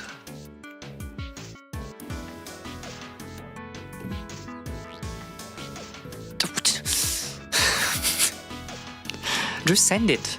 Just send it. You don't have to... Oh, because he senses it before sending it. So that's why like there's a... Oh my god. What if I put the counter at like 1? It works, okay. Don't worry about it. Hey, to be fair, I think like this is like the intended solution, quote unquote. This is what people were doing. We are like on, you know, on the average for cost and time. So, okay. Expensive, tastes sour and gross. Old-time humans were weird. I don't know. I love wine, to be fair. Wine was a mark of sophistication in the 20th century, and it's easy to see why. I detected notes of soil, lecithin, cinnamon, mouthfeel, and normcore. Didn't know wine was alcoholic. +2. I don't know. I think it's fun. I think I love the pain of those complicated things. So let's do one more. Just one more. Mumbai chat. One of the common patterns we see in 20th century food is the need to keep things interesting by varying shape, texture, color, and of course flavor. The great combinatorial variety made possible by different ingredients was always explored thoroughly. Okay, so what do we need to do?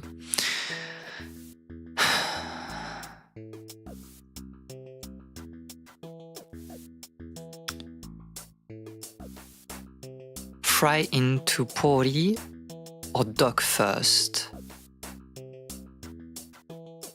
and fry into papdi. Stack on tray and sauces.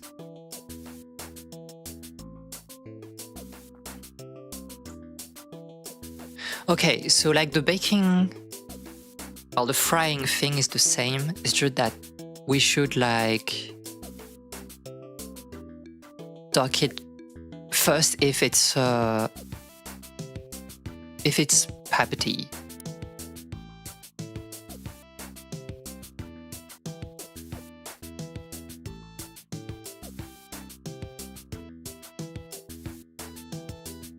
Okay, I don't think it's that hard. I have like an idea, a general idea of what I want to do. So you want to output dough every time anyway. We're not, like it doesn't cost money to use this, so probably it's fine. I want to stack after, okay, we want to stack after, so we'll put you in the corner probably, because we'll have like our frying thing. I think I need a holder immediately. What, do we have like so many things?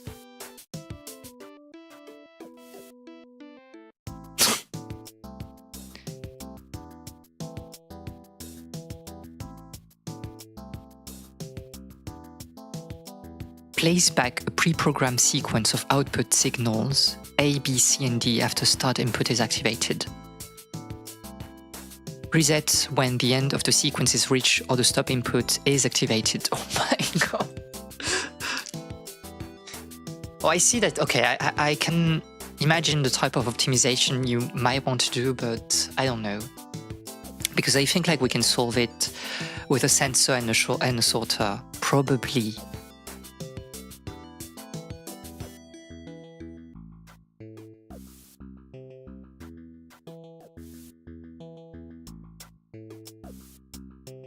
Okay, I'll do sensor sorter. I think it's like a bit easier.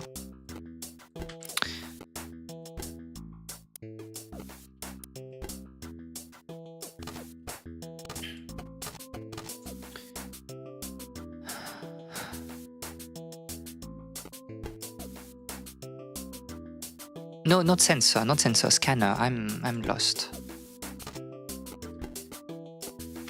Okay.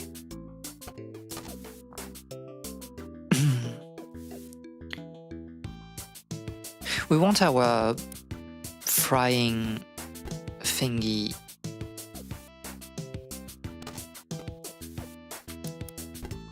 Okay. Then we need to check like how long we want. Wait, because there's also the docker. We need to dock the thing. Go in the corner also. You're for later. Okay, it's basically if it's pori, you go like through immediately. If it's Abdi, you need to go left to be docked first.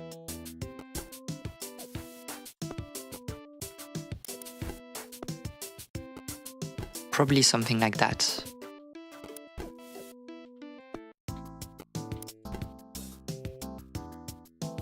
Yeah.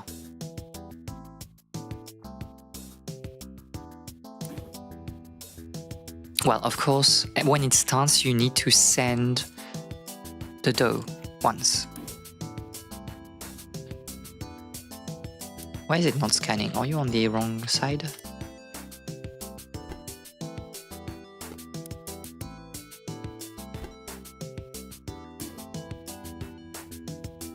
Why is it not scanning?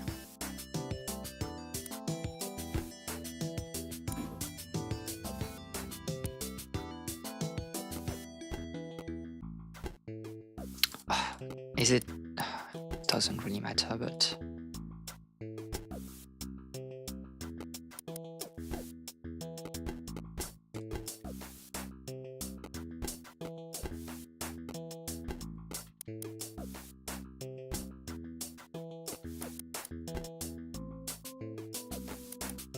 something like this, something like that. I put the fryer here.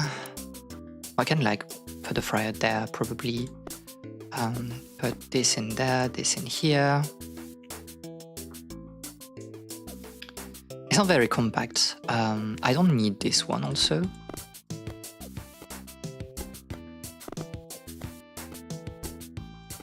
Just move things like slightly up so we don't waste too much space. Okay. Is it working in here? Why are you not scanning? I don't understand. You should scan whether...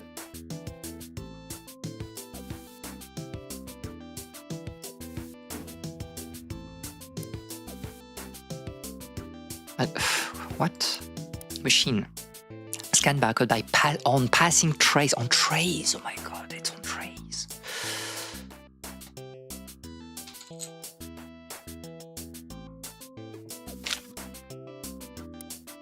So I should store the instruction.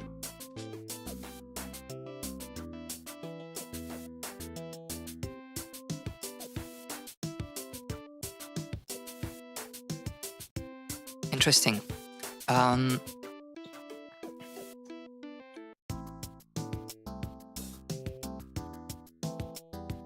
I like the music. I like the music a lot. Okay, I'm thinking, because we can't...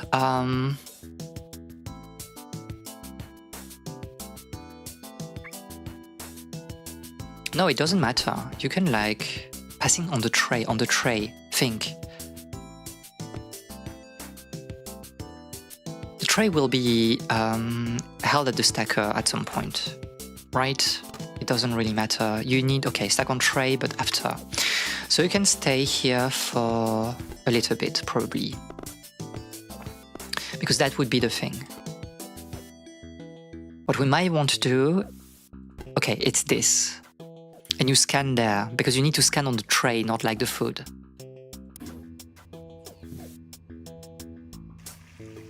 So send it immediately. Was it one tick? Oh, it's two. Okay. So then we need like a counter. We need a counter here. For the fryer. Idea is simple. You can also use stack on yourself. And I can put you there. The frying, we sense. At the start, when you sense someone, put it at 2. And then you sense, and we need 2 ticks of cooking, so -1 obviously, and at 0 you eject, and it should work.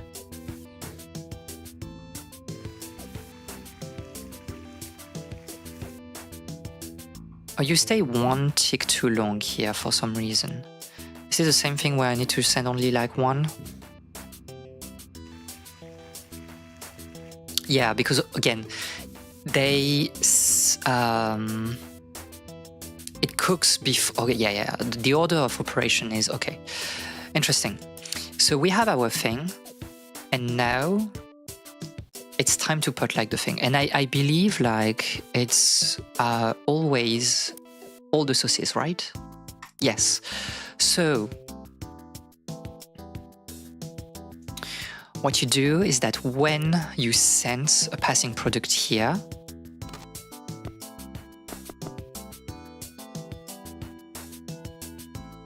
do I need to hold?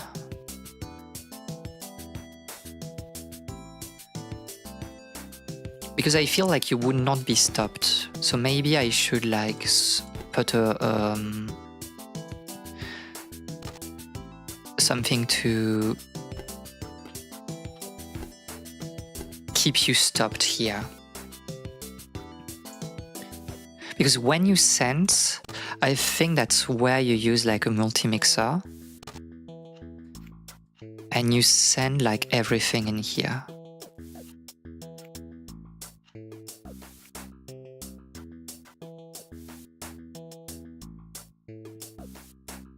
And then I want to send through after this. So maybe I just want like a counter, something like that. Maybe I'm like,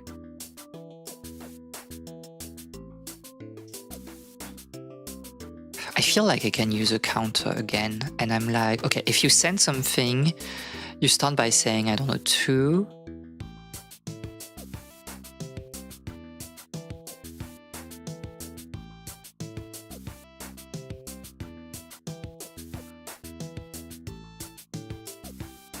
Now, when you sense something,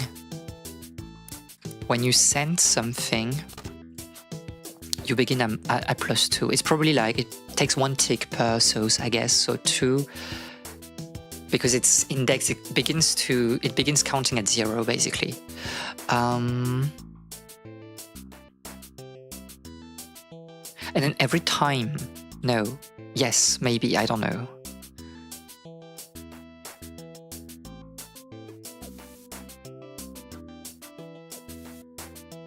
Because it's 0 sent through, but like, how am I counting that I'm putting the sauce?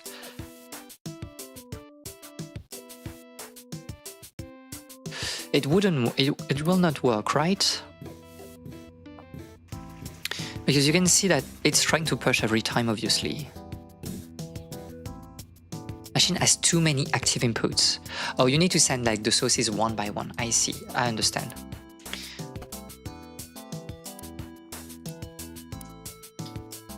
And is the multi-mixer bad? I don't know, I'm not sure.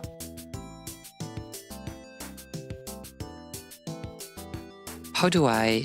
Oh, am I forced to use like a sequencer?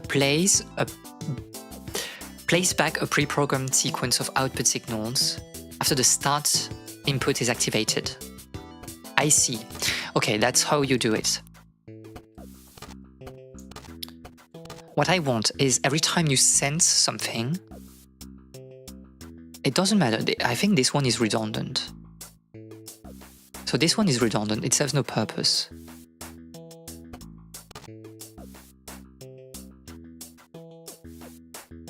And probably like this one is redundant as well.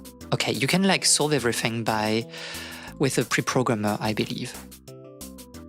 So when it comes, that's when you start the thing. And you say, I want like input 1, well, A, B, and C like in order, like for the sauces, right?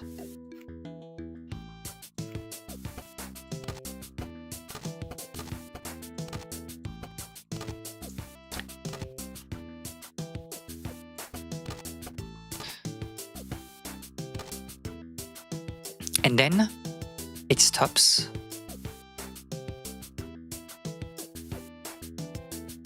After 3 tick, basically. And it's like D, and I stop on yourself. No. Wait. And D, you need to send through, probably. We need to send through. How are you stopping then? reset when the end of the sequence is reached or the stop input is activated. The problem with that, obviously, is that if I say send through,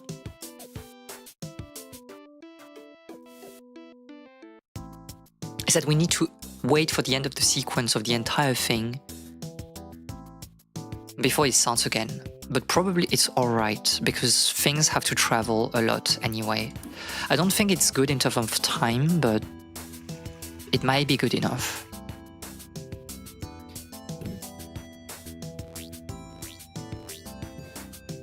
Send. Okay, no, it works. I think it works. It's a bit costly, I think, but interesting. Yeah, we were a bit slow. Probably you can go like a bit lower if you, I don't know what we could have optimized in here, to be honest.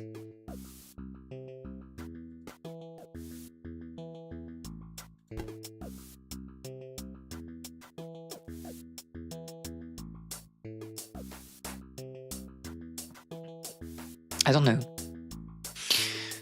I'm not sure. Because this is a costly solution for some reason, and I don't know where the cost is really happening. Time, obviously, I think we're losing a bit of time in here. And you can probably squeeze things a bit together. A bit more, probably. I don't know. It's hard to say. Well, it works. The important thing is that it works. Interesting. 20th century human life continues to grow, As part of this effort, we're meeting our visitors' demand by adding even more 20th century style cuisines to choose from in the food court. Sometimes it's difficult for people to remember what was actually available in the 20th century. No meta-satiety, nutrient sublimation, and so on. Historical realities like this may seem like a letdown at first, but this is our belief that dinners will soon find that there is much more to admire about 20th century food, no matter how crude and disgusting it may seem at first. I mean, this is interesting. Well, we are in the future, so this is, interesting. Okay, so that's it for now. We should try like the other games, probably. And we have like the figurine painting or whatever. One of my co-workers used to enjoy this robot cartoon show called Steed Force, which he first saw on TV growing up in Brazil. There's this thing about like tokusatsu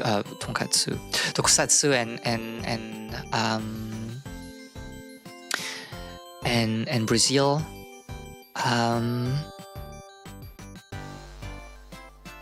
Which is also like Brazil and Latin America, like they took like a lot of Japanese soft power for a lot of reasons, because some Japanese people moved there.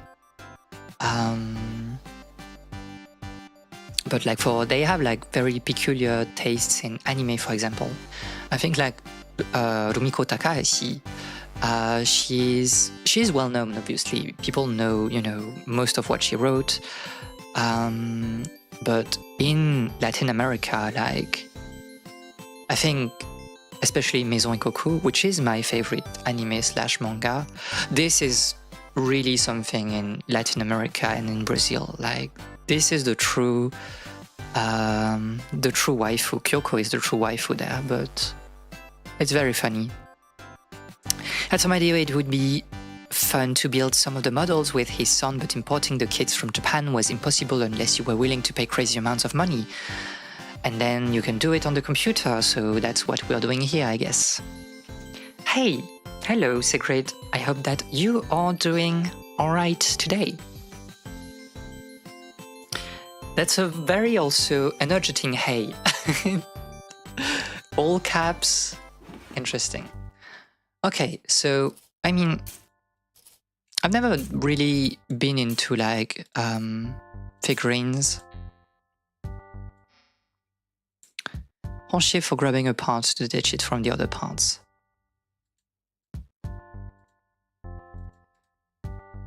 Quickly open and close the tool windows.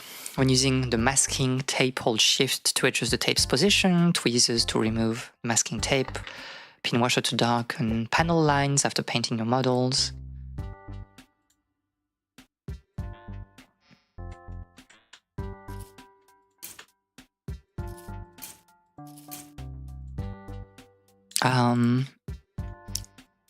You were at your grandma's birthday and you just got back, so I hope that she is doing very well. A happy birthday to her. Well, again, I was never really into figurine because I don't know, you know, all the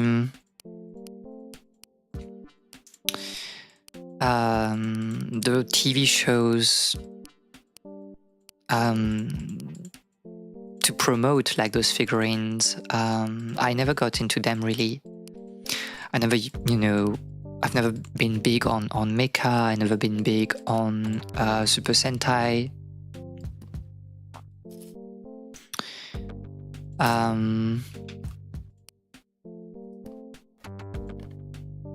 And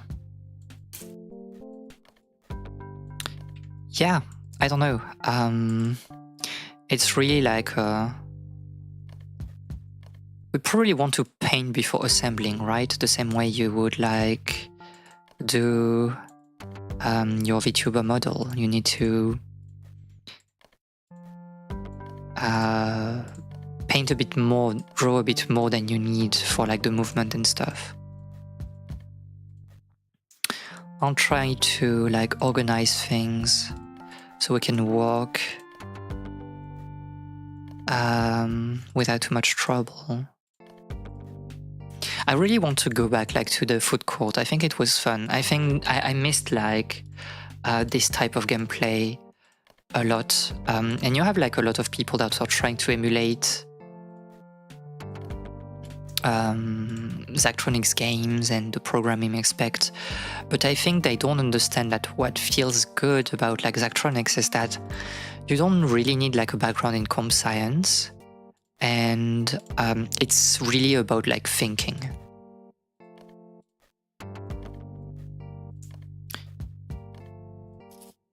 Okay, we need to cut those parts. But yeah, all the, Gundam, Gunpla, all those things, I never, never dive deep into it.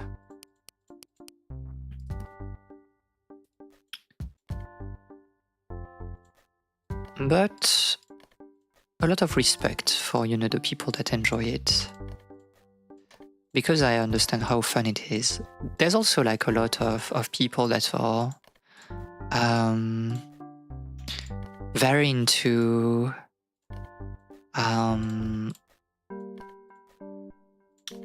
Warhammer figurines.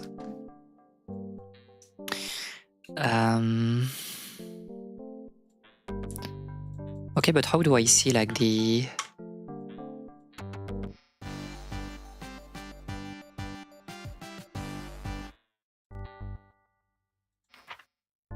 Okay. I don't know, I like the white version, to be honest.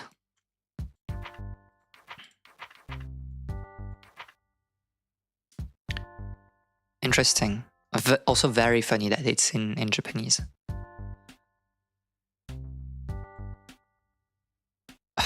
We need to start painting before... Oh, but finding all those pieces, it will be like slightly annoying, they show? There's like the shield in here, but...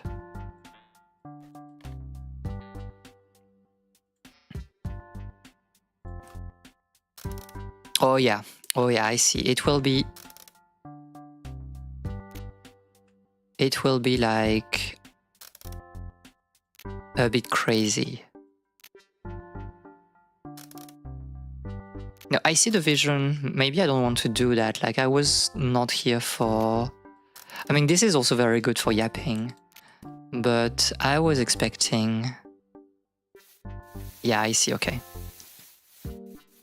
I was expecting some puzzle solving, not, you know... This is not perfect, by the way, but...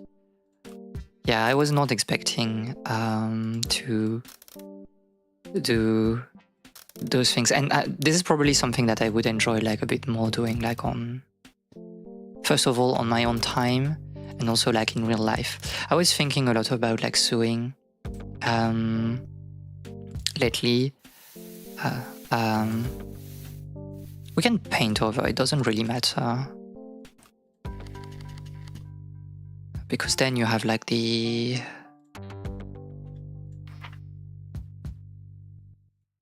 The upper part is... But the where's the upper part of the shield? I don't understand.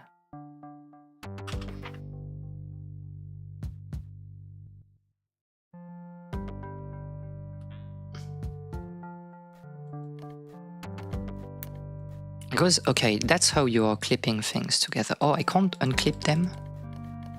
Interesting.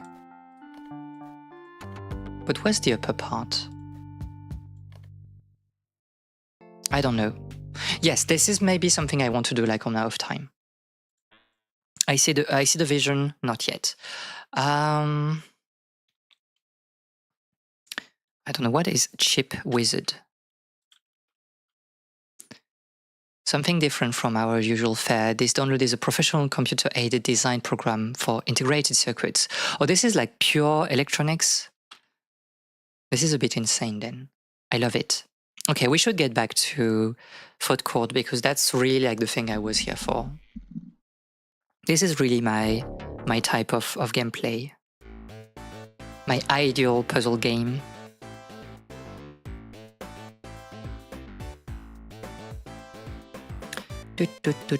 Oh, I really, the more I think about it, well, I hear about it, the more I enjoy like the soundtrack of this particular mode. So a type of ice cream that became popular throughout dining establishment of the time period, soft serve was an inexpensive treat the whole pod could enjoy.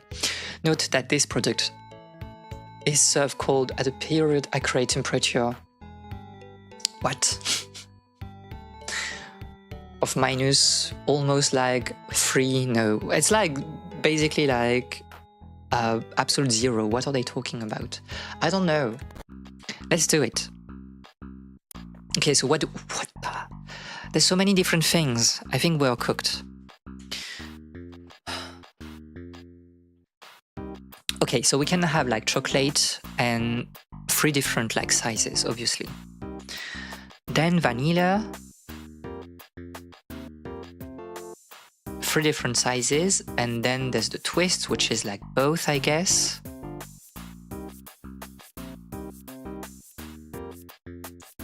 But only small or large. But what's twist? How do you make twist? Like the 2 of them, obviously, but... Dispense ice cream. Again, for small. Again for medium. Oh no, okay. Small is like 2 like serves. Medium is 3 and large is 4. That's why like for the twist it's only small and large because those are like basically even numbers. I understand. We need, as you can see, we need like the tray plus the cone first. So we'll take care of that. Be in the corner probably. Machine, we need like the stacker in here. You can stack on yourself. Something like this. So this is our beginning, and yeah, when you start, just send a cone, it's fine.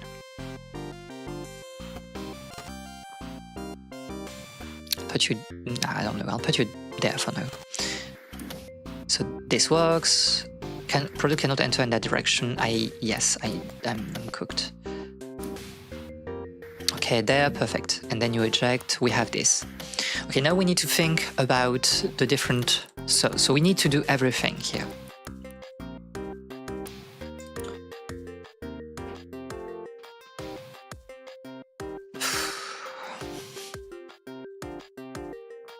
We need to scan things and it will give us like information, right?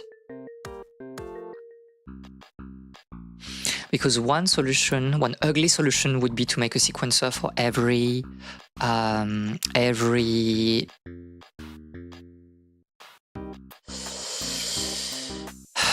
different input, but this is maybe a bit much, no? I think we can like try to do things with like the counter, probably. I think I see a vision with a counter. Okay, because there's like one, like if it's just choco and vanilla, it's pretty simple, I think. Maybe.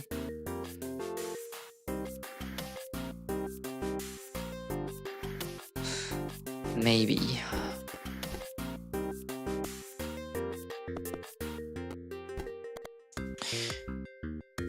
Maybe. I don't know. I'm not sure. I'm not sure anymore. Okay, think.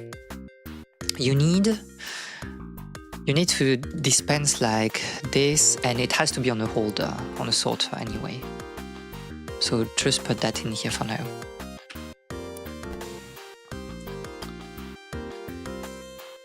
Okay. The counter is here for the various sizes, I believe.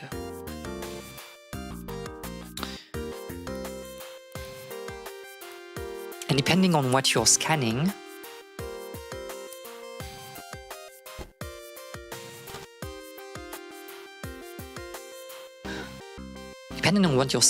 you are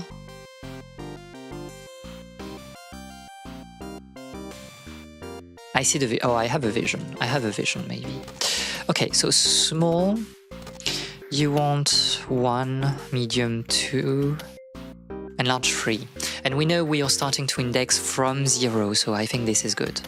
Like for 3, like the large will actually have like 4 servings. Every time you send something, -1. What is pause? What is pause?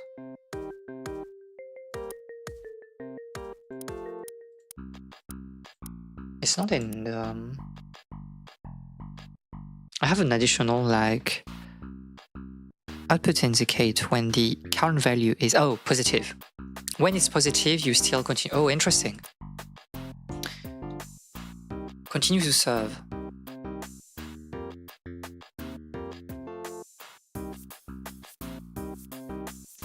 Okay, we want to solve like chocolate first, obviously. What we want is probably like a multi-mixer, déjà, because it will allow us to have like an AND gate. So let's say we'll do one for choco on top, vanilla is here, and you will be like the twist. The twist will be the complicated one, probably. When it's 0, you want to send. That's the idea. When it's positive, you want to continue doing what you want to do.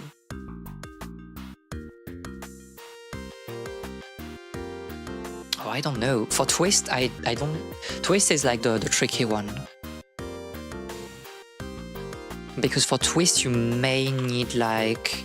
Do we have a sequencer? Probably you want a sequencer for the twist. Maybe. I don't know. I'm not sure.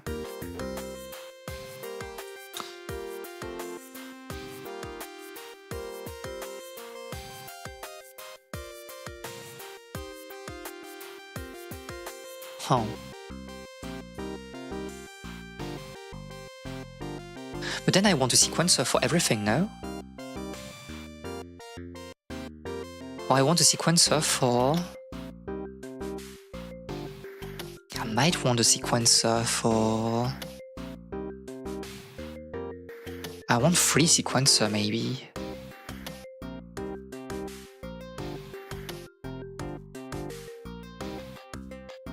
Okay, when you're sensing the thing, so the counter is maybe not something that we need, because probably we can solve everything by... No, I see why the counter is interesting. Because when it's at 0, you send through whatever happens. When it's positive,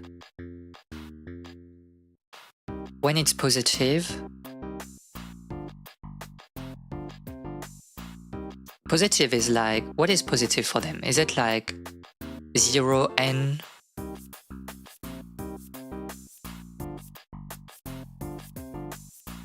I don't know. Because maybe you want to count like the other way around then. If it's positive, you continue to do your thing. But we can like inverse. If we start with our variable at like -1, -2, -3 for small, medium and large, then it continues doing its thing, and we can say like when you're positive, you stop, basically.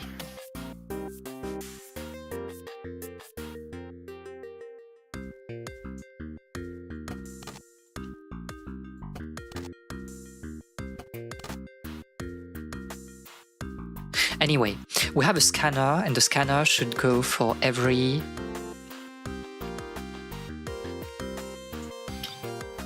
different thing here. And that's where maybe I want to put the sequencers afterwards. I think this is like an expensive thing, what we're doing, but maybe it works. I don't know. Okay, think.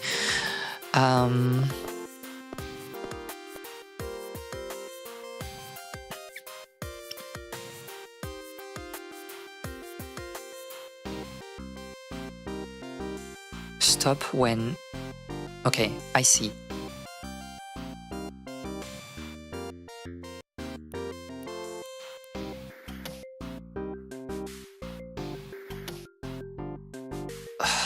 We need... The problem is that, okay. So we say, for example, here, if it's Choco, you send like Choco 4 times. The idea is that when it becomes positive, or when it becomes 0, you can do that with 0 probably. Wait. So then I have like just this. I put if it's 0, you come at 0, then you send through and you stop the thing.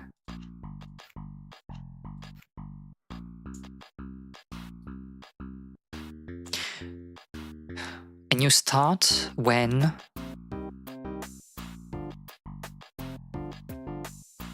sense. When you sense something, start it.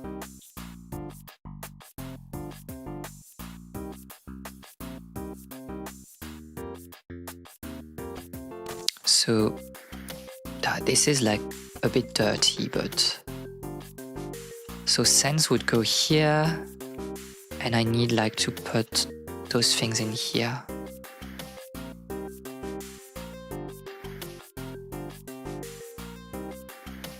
And then I start there. And this is my end, basically.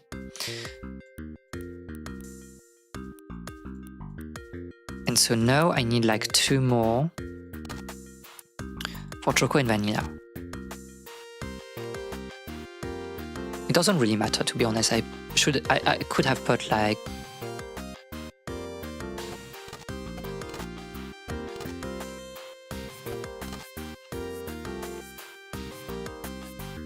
Wait.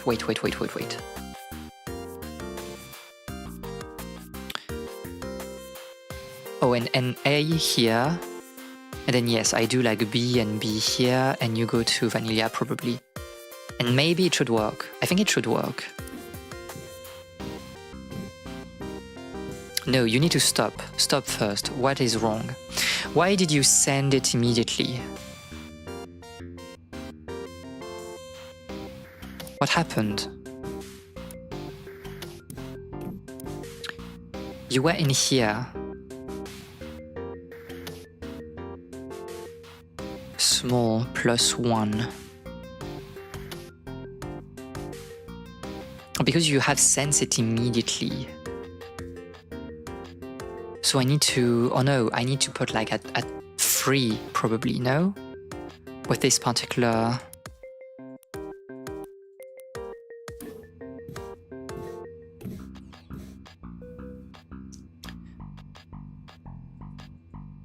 positive 0. What? When it's 0, you send through, but I don't want you to send through if it's not 0, then why did you...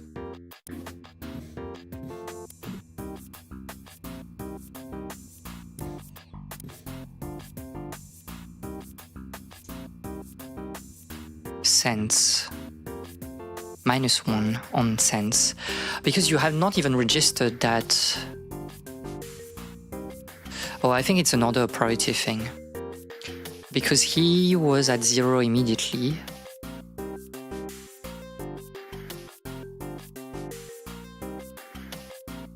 You need the time for it to scan the thing. So maybe we want to walk on the other direction. I don't know, let's try like -1, -2, and then -3 here, and then we'd say +1, and instead of 0, it's like positive. If you're positive, you go through.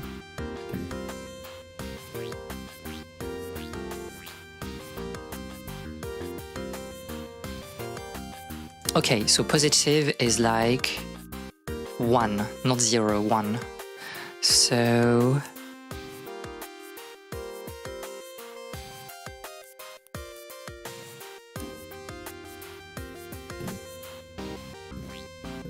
it's not enough. Okay, so why was -1 not good enough?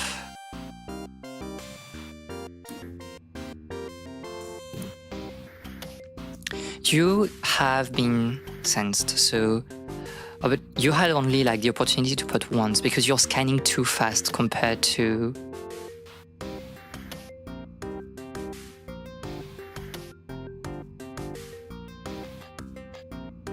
But then, if I put 0, it's okay, no? I delay like the tick here.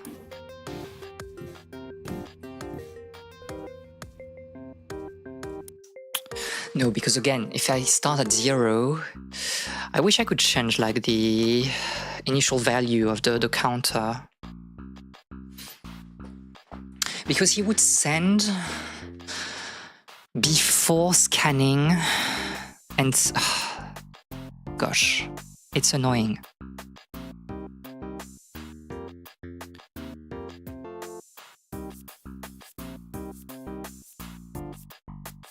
We are so close to it, but something is wrong. It's just like holding, I think like the filling part is okay, we have solved that, but then we are struggling with holding the cone on the sorter long enough for the scanner. Question though, can I put it like here? And you would scan like immediately, probably.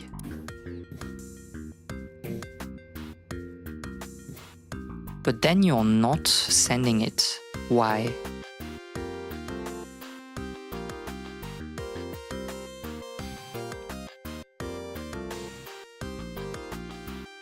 Because the scan stopped.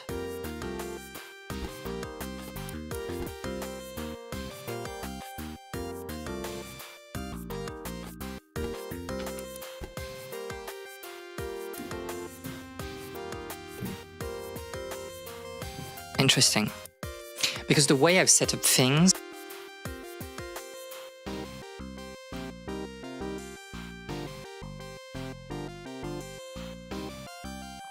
should I like inverse like all the things? It's like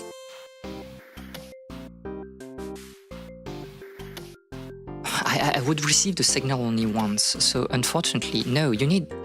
Wait, you need only once, and then I can try to delay things. So I need to work with like ticks, so I'll just like swap you 2 around. My idea is that now... the thing that needs to be activated always is the sensing part. So here. This is an AND gate with like the sensor and then like one input that is like, this is like a discrete input from the scanner. So here, and then I need to delay, I need to check like how many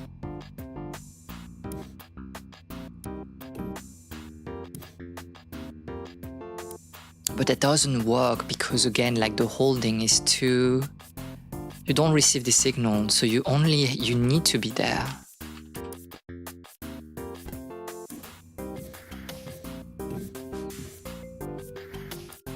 Why would you send it like at 0? I don't understand. Is it like a thing of like left and right here? It shouldn't be. You will register the 0 before you register the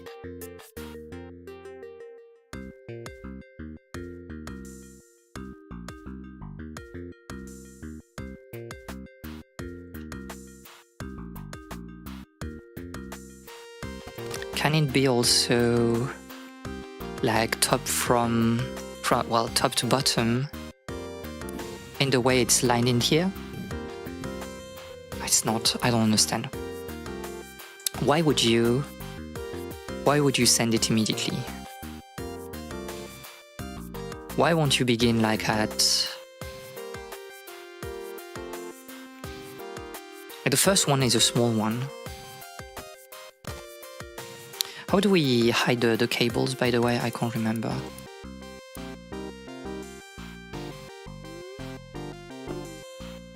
Instruction. Oh, I don't know how we...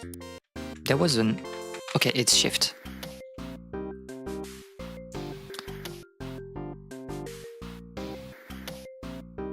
When you're scanning things, I want to set you up immediately. But then why would you think that you're a 0 immediately?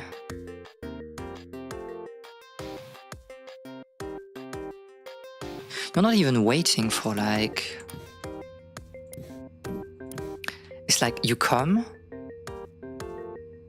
and normally it would activate like the...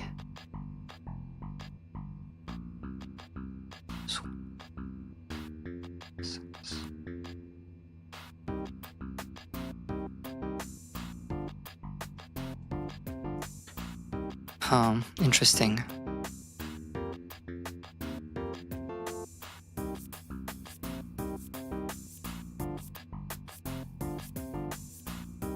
And then he decides, because it feels like it's 0, and like the calculation is registered afterwards. Doesn't make sense. Doesn't make sense to me.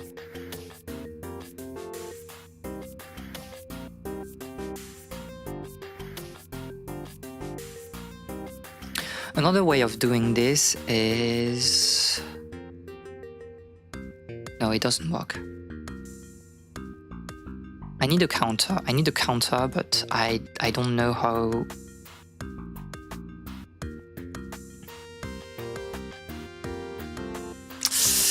It's trapping me. There's something here that I can't...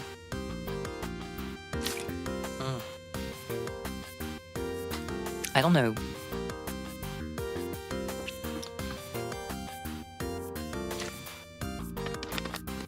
I don't think the counter is bad. I think we should work with the counter, but...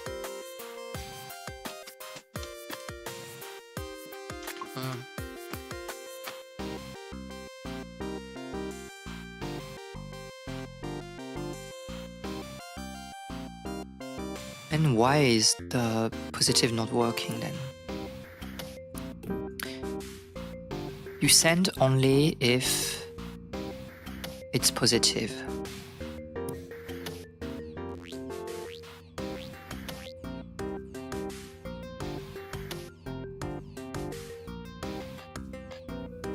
But you're positive, so why would you...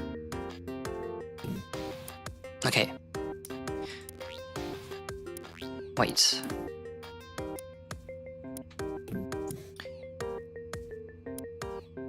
Well, -1. Eh?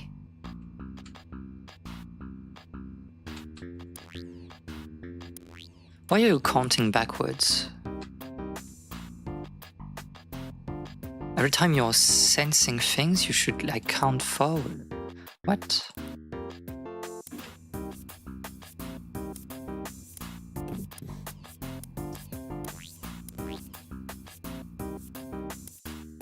Oh, I see.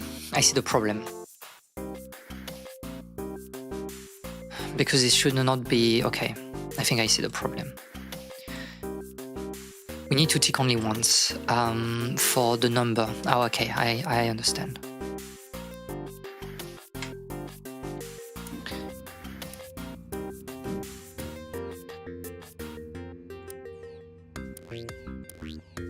And then you're positive here, so send it.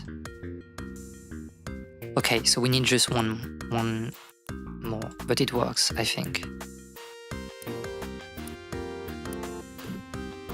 Because the scanner was scanning every tick, and because of that, it was adding the variable again and again and again and again.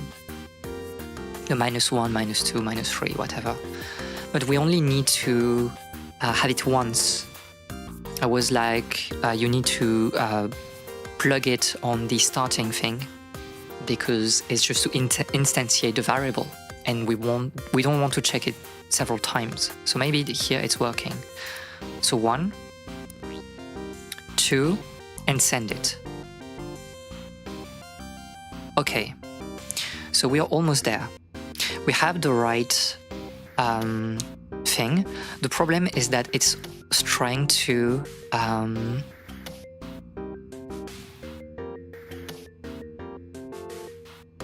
I think the stop is a bit late. This is my problem now. My idea was that normally when it's positive, you would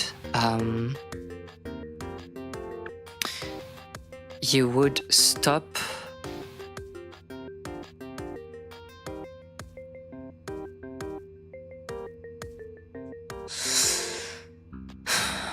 You would stop like the sequence of like on the right here of dispensing ice cream. The problem is that there's one remaining tick in here that doesn't work. So one idea would be to multiply everything by 2.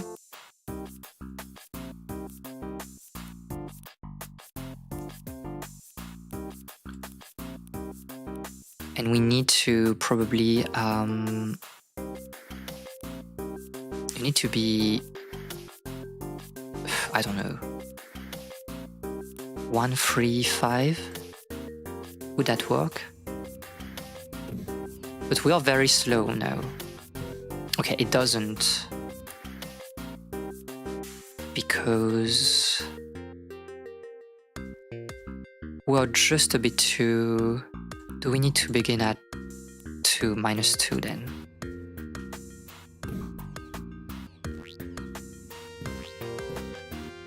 Why would you... I don't understand. What is happening in here? Okay, you start. 1, 2. Why would you go back to the beginning of the sequence again?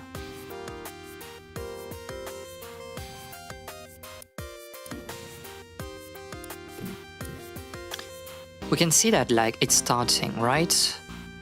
We got like the signal from the scan, and it's sensing that there's something in here.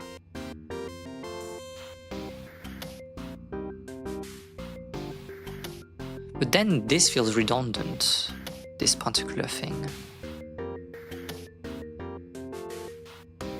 Why is it? I don't know.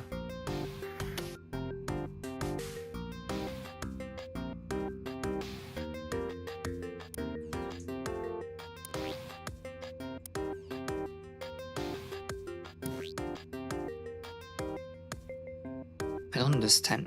Like, why would you start again the...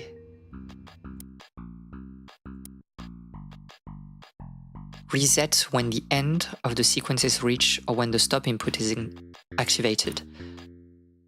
So you would reset and you would not, I don't understand. You're resetting, but you're like starting again your sequence. You're not waiting for the start to happen.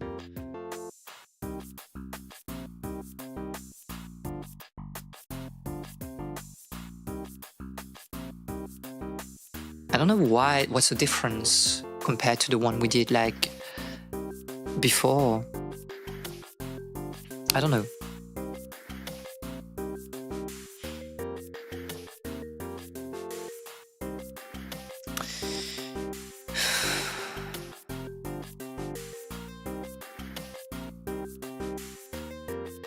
I don't know.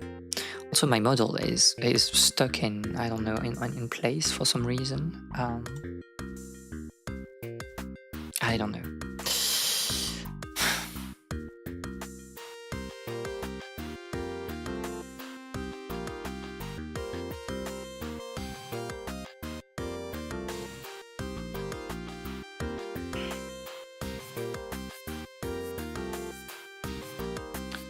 I don't want to scrap my solution, to be honest.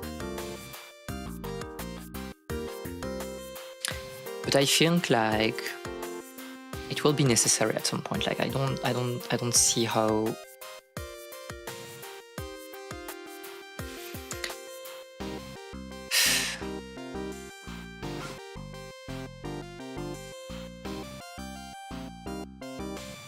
to make that work.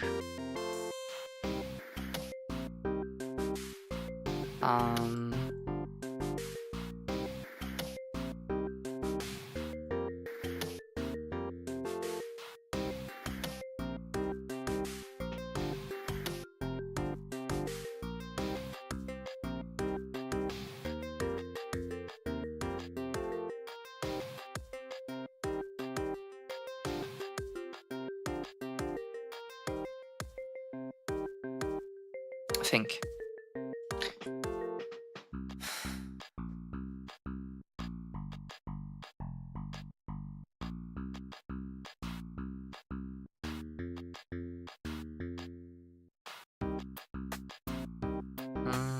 I don't know.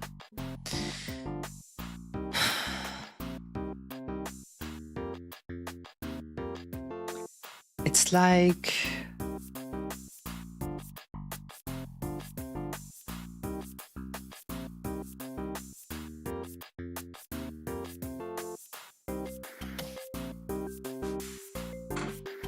okay, let's try. Let's scrap everything and let's try again.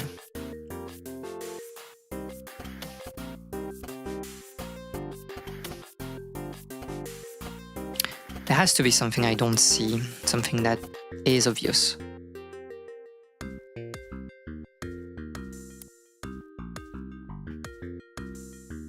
Okay, we need the stacker again. It's the basic one. By the way, because the sorter can take things from every direction, right? Can I do this?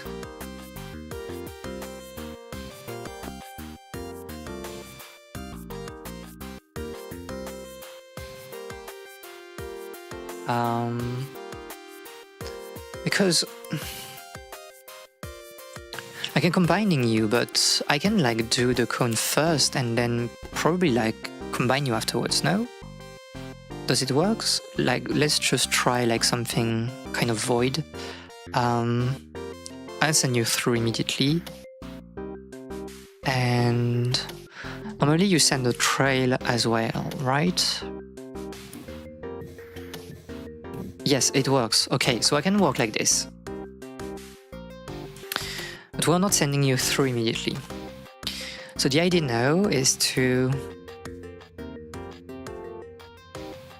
Wait, but I need to send you through once. Oh, but that's maybe the thing that will allow us to work, right? Because the problem that we had was that they would send the cone immediately because it was at 0. So now we can say like, okay, send a trail at 0 And then we instantiate like the thing afterwards. Okay, so we need a counter. I think the counter is something that we need to have. And the idea is to have the same thing. It's like, okay, maybe it will solve our problem. 1, 2, and 3, well, you can be there. And then we have -1. And this -1 has to be, I don't know.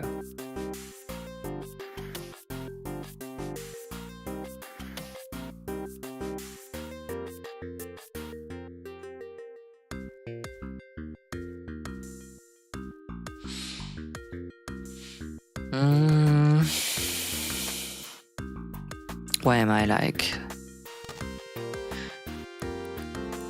1, 2, 3? Okay. -1. At 0, I want to send you through, basically. That's the idea. So here, because he will get a 0, oh no, because you have instantiated the thing immediately, so no, it doesn't work.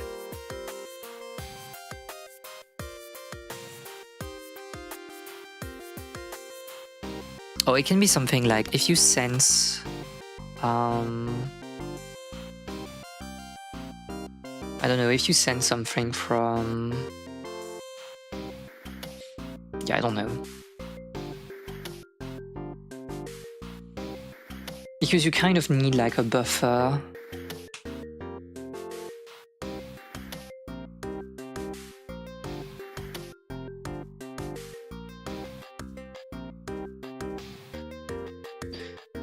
You need to send it like if... I don't understand why now it's not a problem.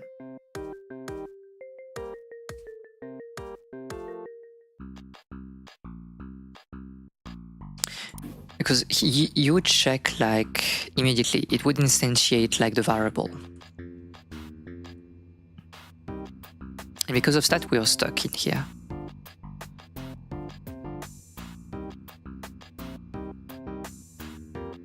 I don't know. I need to send you like on the first.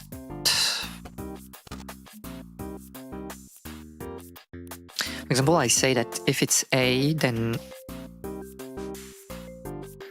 I wouldn't need you to start like immediately, basically.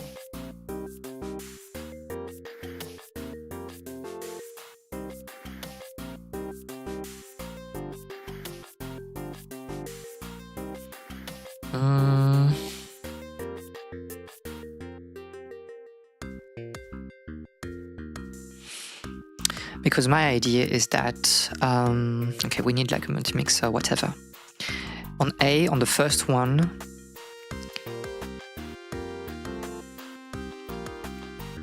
you send it. And the first one will always be like the thing in here. But now I need something to tell them that I need like an output in here, like to start the thing. And this input would be, I don't know, it can be like a lot of things, to be honest. Every time I receive a command, an order, every time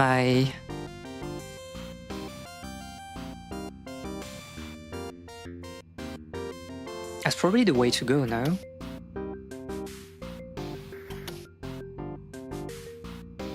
Interesting.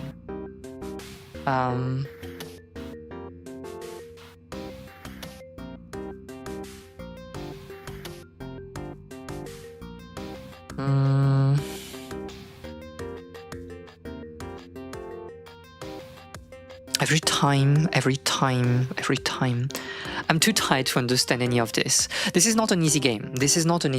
A lot of people, you know, don't finish all of this, the campaign of like the Zachtronics games, because this is like kind of electronics. And you need to focus. And again, I was telling that before, but on some of the previous games, be it like Shenzhen.io or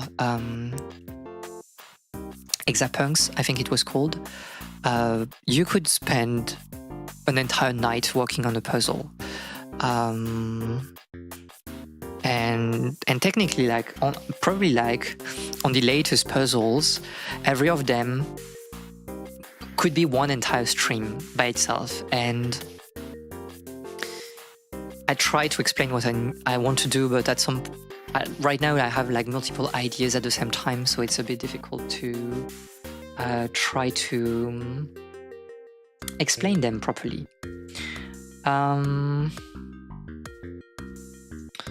What I'm thinking about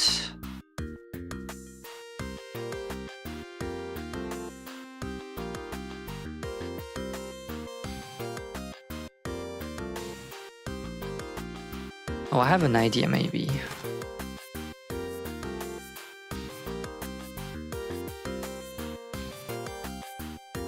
I have an idea. We need to make the same thing we did, I think, before. Let it go through. Okay, maybe I have it.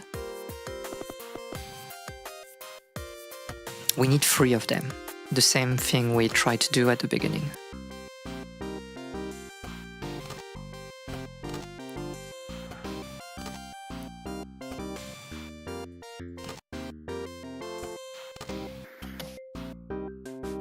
You would start by sending it like through every time. And then it's a matter of like choosing the oh wait.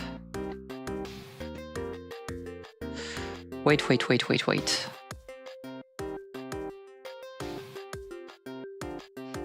No, it's probably working. Okay. Then you just send it here.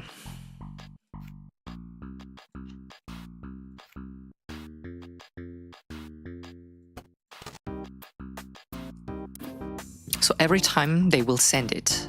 And then, okay. First step, you see it. And then it's the time for the cone is coming onto the sorter. And we are at step 2. You can see we are at step 2 in here of Choco. So what we might want to do is kind of the same thing that we did before, with the idea of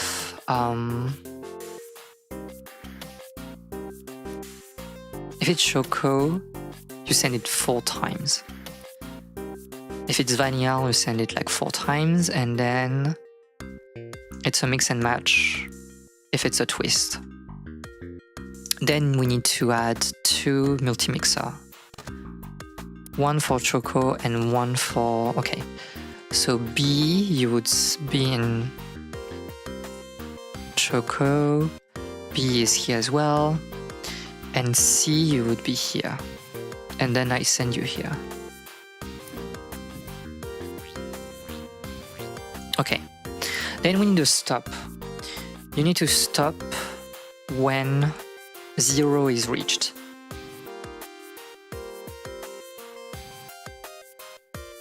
So instead of putting that, we'll do a multi-mixer, so we have like several zeros signal.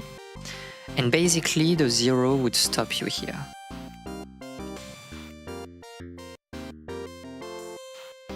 Maybe.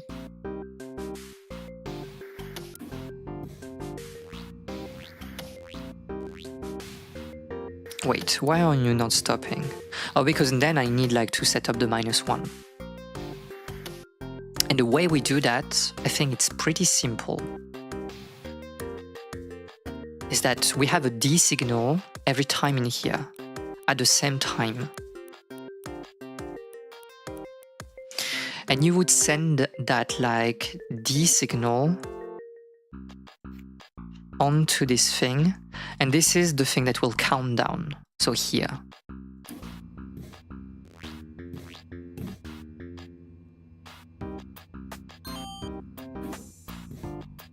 One, 2, 3, okay.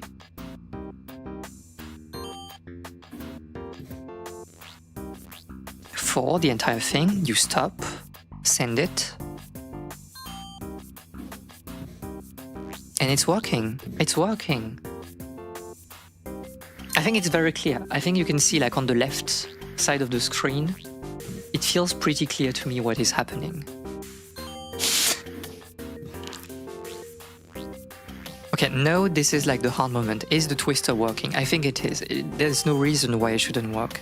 The signal is alternating. It's whatever. It's what is happening. Why? Liquid cannot be applied to this product.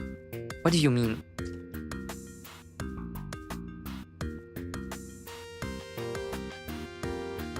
What? Why?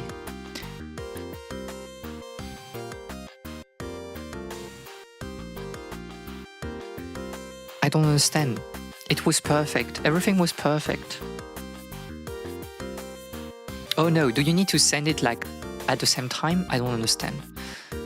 It makes no sense for me, but no, it makes no sense. Is that like the inverse? Like we need to put like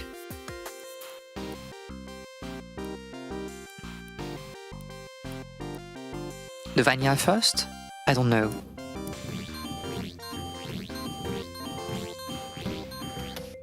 Liquid cannot be applied to this product. Why? How do you make a twister? How do you make... Get it twisted. Do you need to send it like at the same time? I don't know.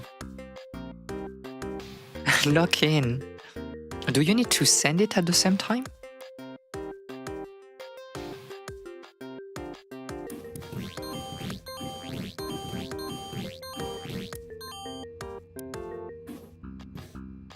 Oh, you need to send it at the same time. Okay. Okay. The product does not match the order because... Oh, I see. I was a bit confused, but okay, so you need to put it like this, probably.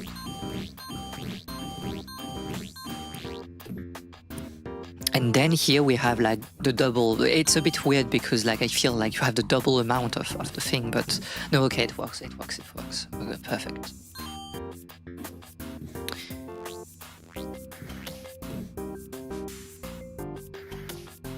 Mom, I did it. I think I did it.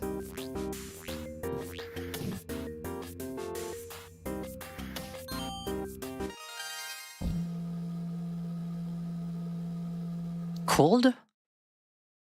An illogical way to distribute the substance. I took a date here, but we had a fight, so I was standing there alone and angry and holding my ice cream. It was the perfect all-time human experience. +2. Okay, and we are like on the average. Perfect.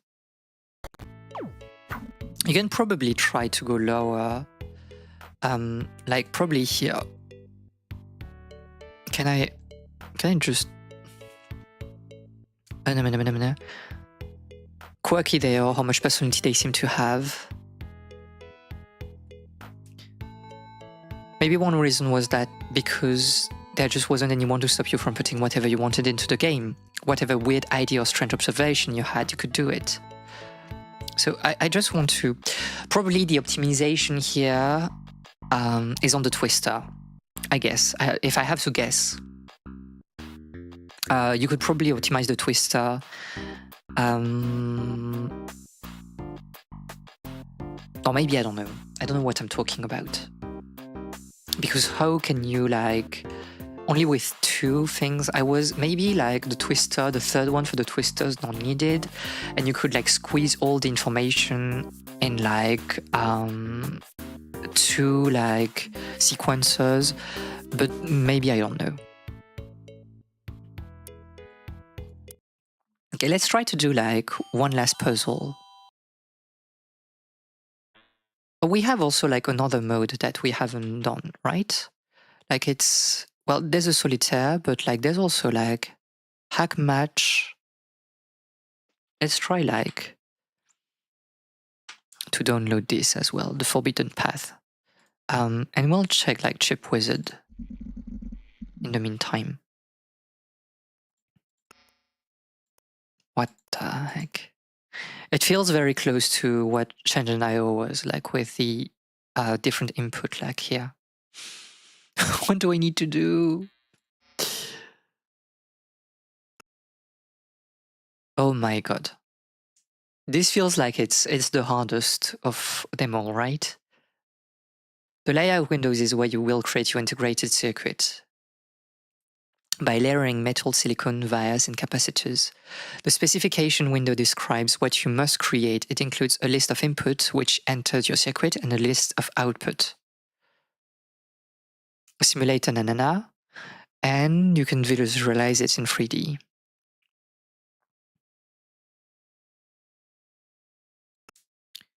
Design elements. Silicon layers. There are two types of silicon, N-type and P-type. By layering one over the other, you can create a transistor, the basic building block of integrated circuits. Vias are small vertical wires that connect a silicon layer to the metal layer. With a via in place, the signals will flow freely between the two layers. Oh, I see. Metal layer sits above the silicon layer and is used to route signals between and around transistors. You will need to use both layers to build your circuits. And capacitors, by placing capacitors underneath the metal layer, signal traveling through the metal can be delayed by one or more cycles instead of flowing instantly. I see the vision, or maybe I don't know. Using transistors. To create an NPN transistor, draw a line of N-type silicon, blue, cross the middle of it with a P-type. Signals can only flow between the two N-type when there's also... Oh, this is like... this is an N gate, right? And P transistor are the opposite of N transistor and allow only signals to flow between the two P-type when the blue is not powered. So it's a XOR, right? A XOR gate. No, it's not exactly a XOR gate, I think. Like this one is obviously like an AND gate. But the one below, it's an excluding gate? It may be an OR gate. A XOR gate, but like you would do something with your thing in here. Okay, let's take a look. Well, we basically want like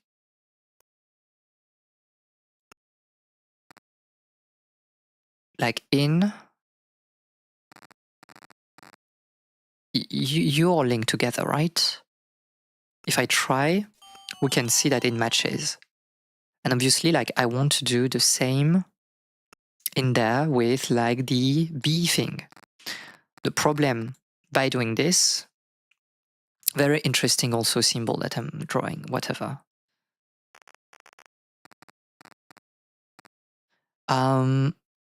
Is that obviously this will cross. So you want to use probably like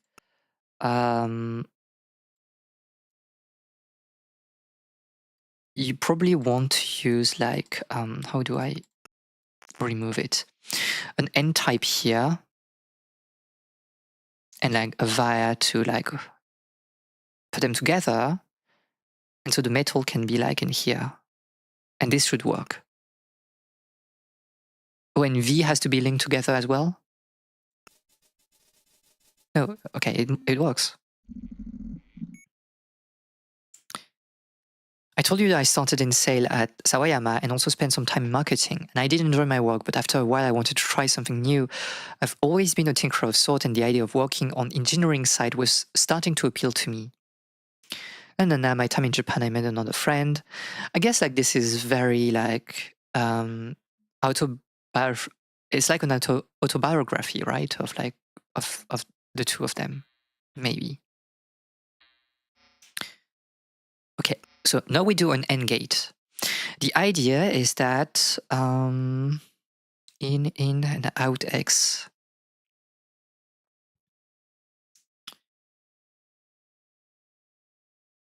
Oh yes, I see. Only when like the two are light up, you would. Okay, so an N, you create this like this NPN transistor thingy, which is like okay.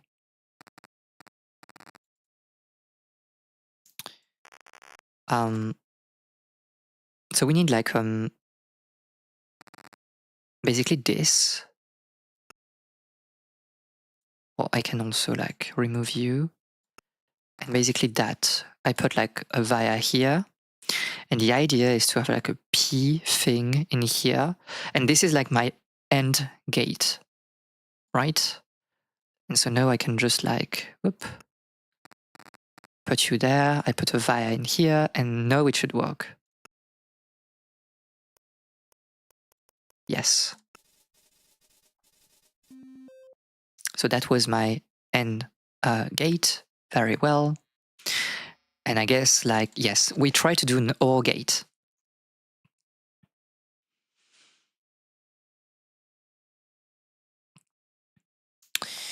The thing is,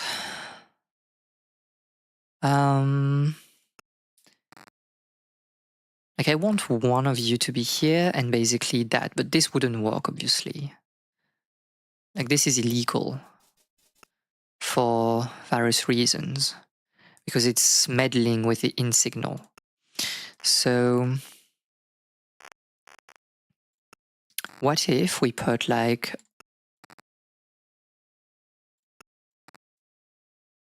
for each input so that signals do not interfere. I need a transistor for each input. What does that mean? What does that mean? I don't know. Because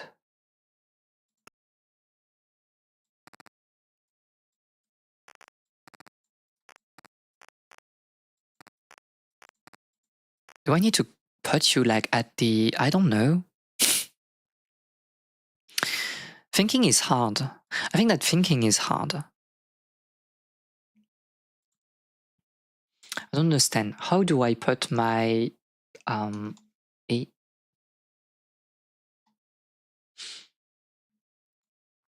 like I want you both to not interfere with each other, but is this like if I put like a P here and like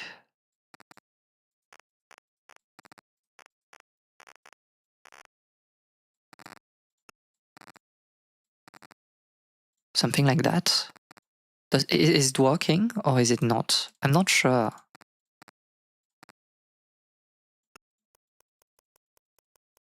Yeah, the signal is... Oh no, because like this is... Yeah, this doesn't work. This doesn't work. So... I have no idea.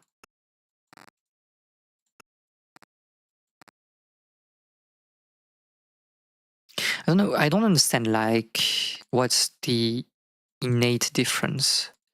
Yeah, because everything is connected in here between the N type and the P type. We need to create a transistor for each input so that signals do not interfere with each other.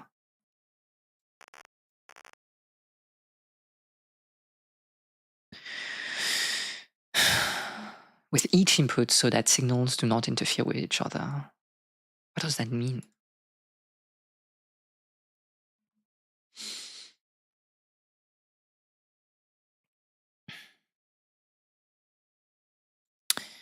Like if I use my N type in... I want to... I don't know. I don't know. I don't know. Oh, I can't think. I just can't think. I think I'm locked out right now. This is too hard. And I don't understand like the difference between the N type and the P type. I think this is not helping me to really like... Opposite of N type, they only allow signal to flow between the two when N is not powered. It's not powered. When it's not powered. Oh, I see. Maybe you just do a cross then. I have an idea. Maybe. Let me cook.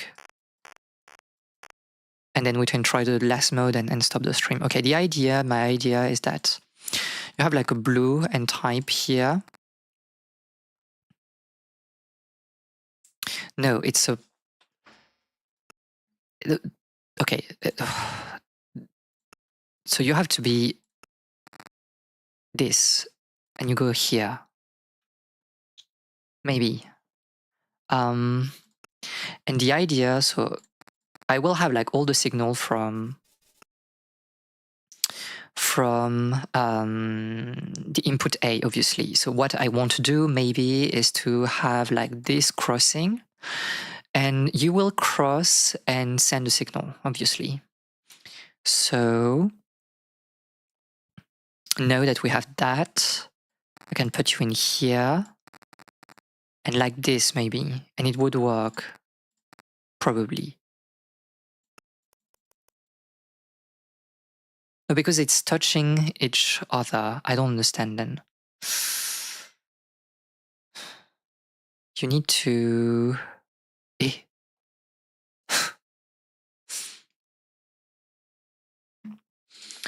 Eh.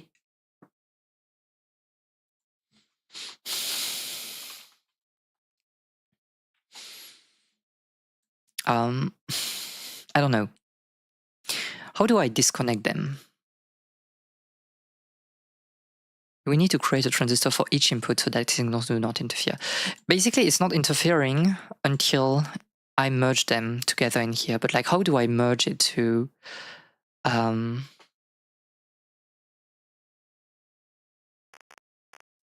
because you will be stopped anyway. So it doesn't work. It doesn't work.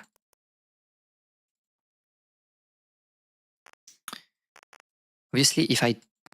it makes no sense. It makes no sense.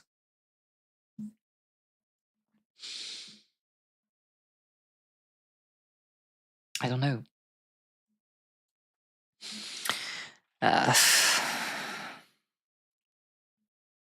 How do I link it to...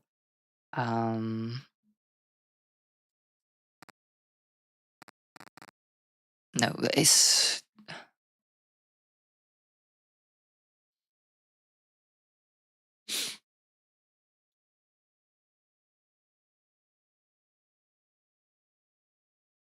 just have a degree in electrical engineering. But this is kind of like the thing. It's like, it's kind of like helping you to learn how to think, like, even without a background, you know, a formal background. You will need to create a transistor for each input so that the signals do not interfere. I don't understand. What do you mean, do not interfere?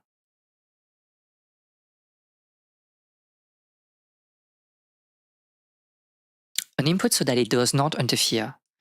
The thing is, when you have like... signal can only flow between the two end times when there's also a signal entry. Oh, I see. Oh, it's an end.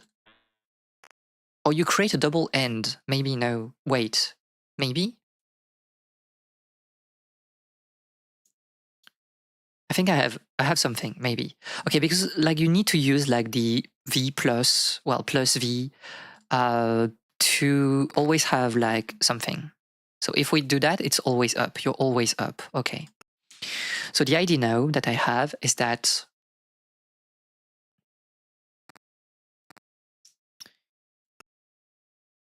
you need it a piece.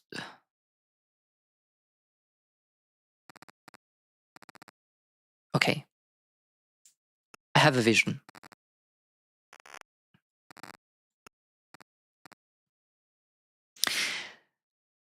Current is flowing. It doesn't work. What am I thinking about? No, it works. It works. No, it works. It works. It works. It's perfect. Because then I put a VAR in here and you don't have to... Okay. Listen, I have a vision. And then you put like this. Probably. My idea is that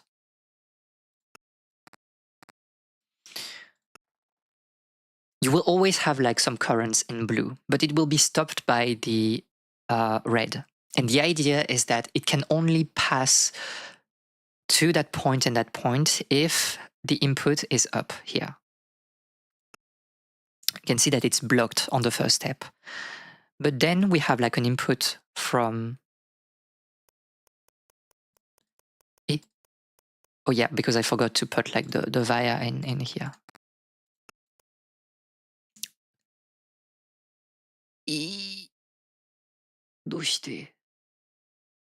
Why would you connect? No, it works. No, it works. You're blocked. Oh yes, because it opens like the entire thing, but it doesn't matter. It works, right? Yes, maybe something like this. Okay, this was like a decent solution, probably. Interesting.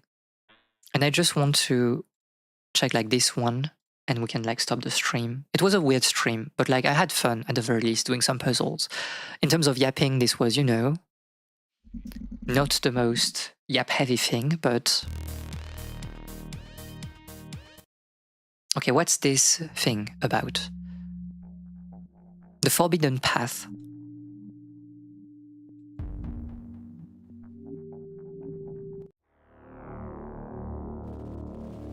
Interesting. Pilgrim who seek the Forbidden Path, do not be afraid, all will be revealed. Maybe.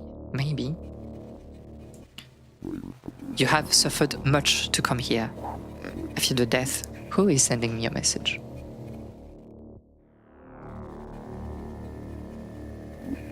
Interesting. I will be yapping so much on Wednesday, trust.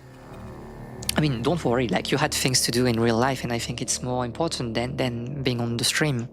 I mean, it was just, you know, not yapping because like I was too focused on the puzzles. And I mean, it's kind of like the not yapping stream, but also like it's pure second monitor content. You don't have to follow much. It's just to listen to me, maybe.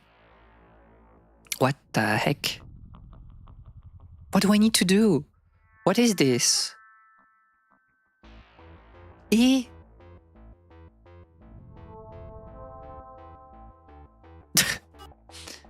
What? No explanation. We're just starting like this. What?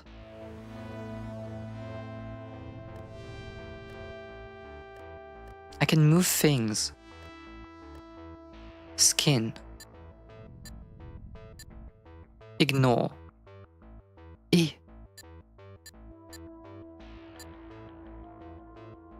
Oh, I give you indications of... Oh, I program your behavior. I see. And every step, every cell will be doing like what I ask them to do. And the goal to grow the seed into this. I see. So for example, here, we want to expand on the entire labyrinth with the thingy. So for example, we say seed like. Now we want to expand north, for example. So that's our thing in here. Then we want the seed to go down. And then I want you to expand east, probably. Okay. And once everything is done, I transform you into skin. Oh, but I need to be aware of the order of transformation also, right?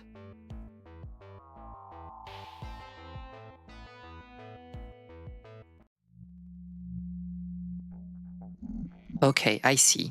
It's a weird one. By a strange set of circumstances, I met this guy named Tanner, who'd been a movie producer in Hollywood. Even though he was pretty high up in the film world, he was completely convinced that interactive media was the future, so he wanted to get into video games, computer games. Called me wanting to know what the new shawarmas could do on a technical level. Ask him even if he asked about virtual reality or ray tracing or whatever other sci-fi buzzword he has heard. Okay, so let's do another one. Okay, this one is interesting, right? Because we don't want to... There's like a sort of like a skeleton, a main body, and then we have like branches coming from them. So I think, for example, here we start at the top and we say the first order, because I guess it's like, it's sequentially doing everything. And if it cannot do like the first one, it will try to do the second, and so on. So for example, we can say like the seed has to go down. And we can see like it will have to go down in here. So it will go down on the first moves, and then second order we can say you go east, right, and it's coming like, well, on that one. And then, oh, every cell is computing things like on their own, I see. And then you have this, but like to the left. Perfect. And now that we have that, everybody is starting to transform. This is the last order. You transform into this. Oh, and then you need like the flesh to transform into like whatever, muscle. I see. Let's do one last. Okay. We want to create bones. So it's kind of the same thing, right? Oh, but we do not want to create one in here. So you start at the middle. You go south. Then you transform that into this. And you transform like this marrow into bone. And it's working. I like it. It feels like pretty simple for now, but... What are we creating though? The forbidden path is the way of the flesh. The way to immortality is the way to the flesh. I mean, this is also very interesting. This is the Western kind of like, not body horror, but there's this idea, right, that like flesh is disgusting, but also kind of sacred. You must not turn away from the truth. Remember the desire to exist that led you here. I don't know about that, to be honest. I do not know about that. Oh, I want to play a bit more. But I need to do some research as well. I don't know. And there's one last game we have not done. Wait, before we start again, I think there was one last game that we should download in the thingy. Well, there's like a solitaire again, but like I want to see like this one. Block matching metal against 4 wacky hackers. What? Who doesn't want some good new flesh? I don't know. I have like a problem with like flesh and like the internal parts of like, you know, human beings and, you know, even like living beings. I find that very gross and very, you know, revolting.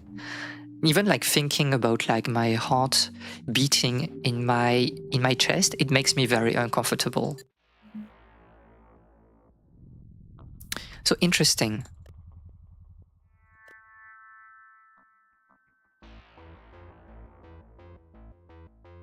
Because where do you start here?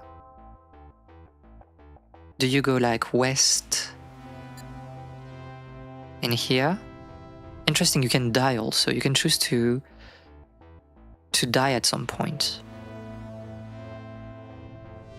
To fuse. I don't know what it means, but maybe we don't need that for now.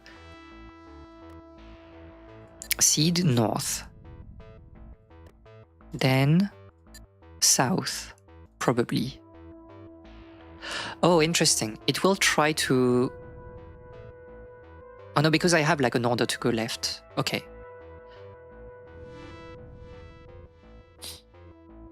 Oh, but that's what they mean. It's like you cannot... I guess like if I transform you into like this, you will be like, okay, this thing. So this is why I need to merge you, probably.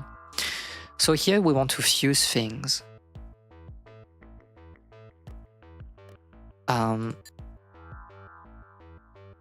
Yes. And now we just want to fuse like to the north, probably. And then we can transform that into skin. And we can transform skin into hair.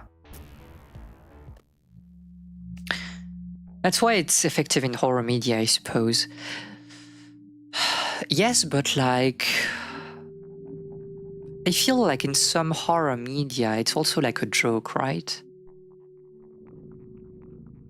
There's like like, why would, because you have like gore that it's used, yes, for horror, like body horror, but you also have like the gore spectacle, right? And it's more funny than anything else. And what is exactly the difference between the two? I don't know. Oh, this one looks interesting.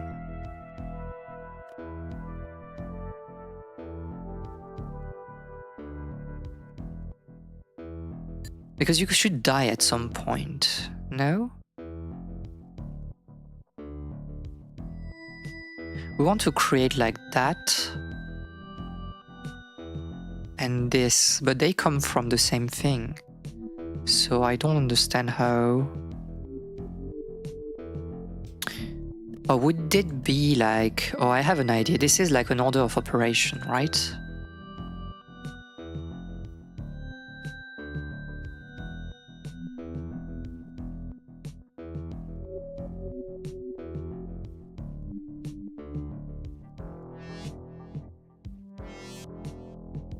Oh, I have an idea maybe, but the problem is that you cannot...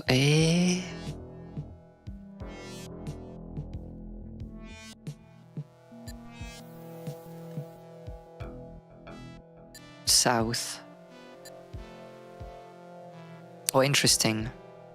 Because it doesn't come at the same time, so we'll be like late on.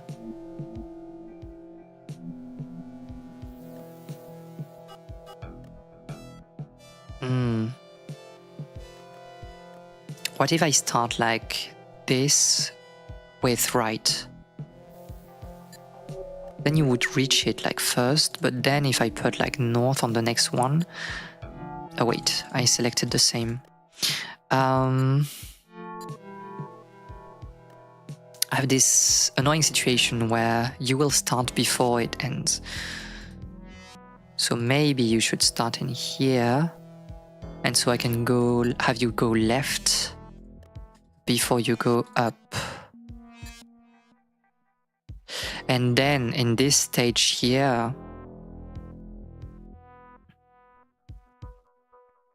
but it doesn't work, right? Because if I say like become this, no, it works. Okay, perfect. It works because you're one thing late. And then you can like transform into this.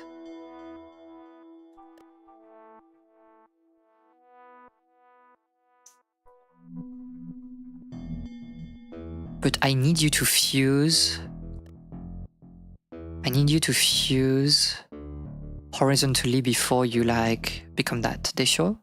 Because if I put this into this, it's not working for some reason.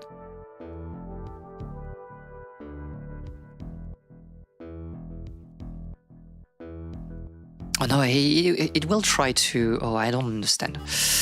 It will try to transform into... Ugh.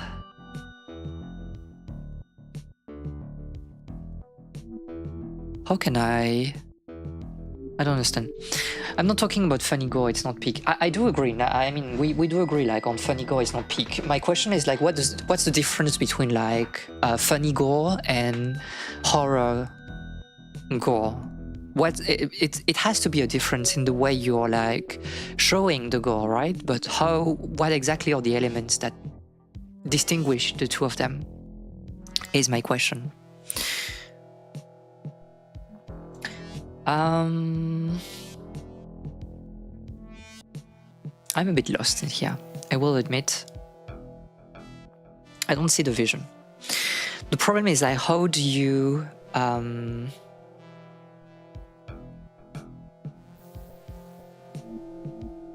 do you...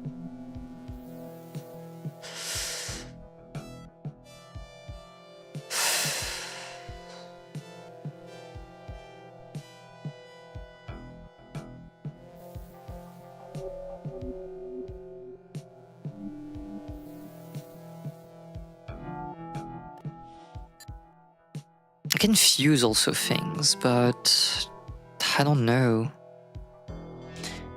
Doesn't look that promising, to be honest.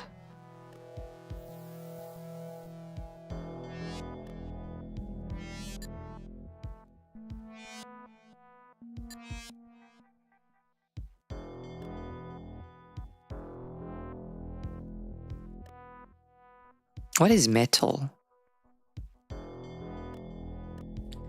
Oh, I can like, interesting. Oh, it's easier than I thought then. I have like, okay, then it's easy. Because I can like put some modificators, right? If my neighbor is of that type, then I can do like something with you. So it's not that bad. Then it's like, okay. It's like extend to the east.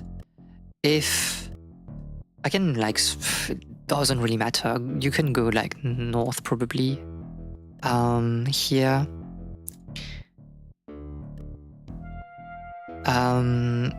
Then you can fuse the cells in here. Everything will be fused. And then you say that if, no, everything can transform into flesh. But if flesh has metal down, then it becomes this. And for the rest, it's like you and you become, I don't know, this sort of cells, whatever it is. Okay. I think it can be interesting in the sense that I think it can be interesting in the sense of losing yourself or changing into something that isn't you but is still you.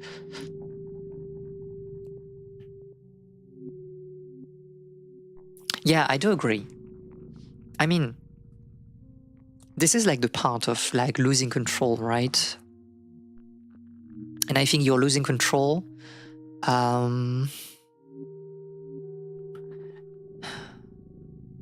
Yeah, I think this is like what works the most in like body horror, is that you're not losing control of yourself. Like if you're mutating into like a zombie, but like the zombie is not, it's not you anymore, it doesn't really matter, right? Because just kill the zombie.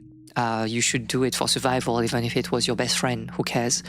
But if you're like morphing into something different, but you still have this awareness of yourself, then it's the situation of like, who are you really? And this is like where it's becoming frightening. And yes, a lot of like transformations, I think, are horrific because the consciousness is still here. And to be fair, that's why I don't like zombies, because I feel like the zombie is relinquishing or is losing the ability to think about itself. And for me, that's uninteresting in terms of horror. Like, I think like zombie is probably in average, the most uninteresting like trope or genre of horror. Unless it's used to showcase like, oh, how society is adapting to zombies. If you're doing like zombie and it's about like really like post-apocalyptic, I don't think it's interesting. I think it's interesting if you have like a slow infection and it's about like the people kind of like dealing with the immediate outbreak and having to make like decisions. And it's more about society than, well, horror is always about society, but I don't know, it's more administrative in a sense, I think. That would be my type of horror in some ways. Like Shin Godzilla, it's like a very administrative film. And I think it's a very underrated part of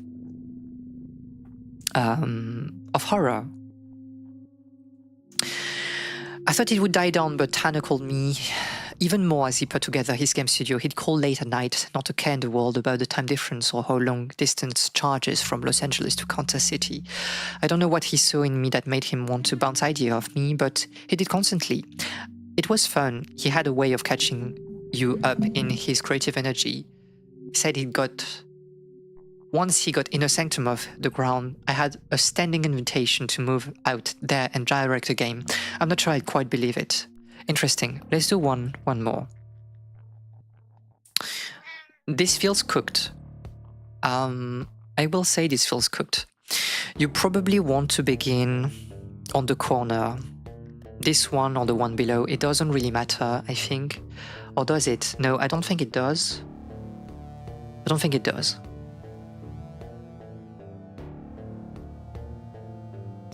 I don't know why this white part is. I think it's just muscle, right? Okay, so let's say south in here. And then you go west from here on the second thing. Gory imagery in itself is boring, honestly. I think so. I really think so. Again, I think like a lot of speculative fiction, especially when it comes to those things that are very unnatural, it doesn't happen often, or it's just straight out impossible because science fiction, because fantasy. It's always about like the gap, the contrast between that setting and what happens in reality, in our reality. And you need to use that gap to tell something about society, to tell something about like how norms are changing and what it means. Like, I really think that like detective fiction, yes, there's the puzzle, there's like finding the culprit, but at the end of the day, it's like, why has this person committed like murder? Why did we fail in our social contract? And allowed like someone to be murdered? And what do we do with a person that was pushed to commit murder? Like, there has to be some discourse about society, rehabilitation, and whatever. I think it's the same thing about like fantasy and science fiction.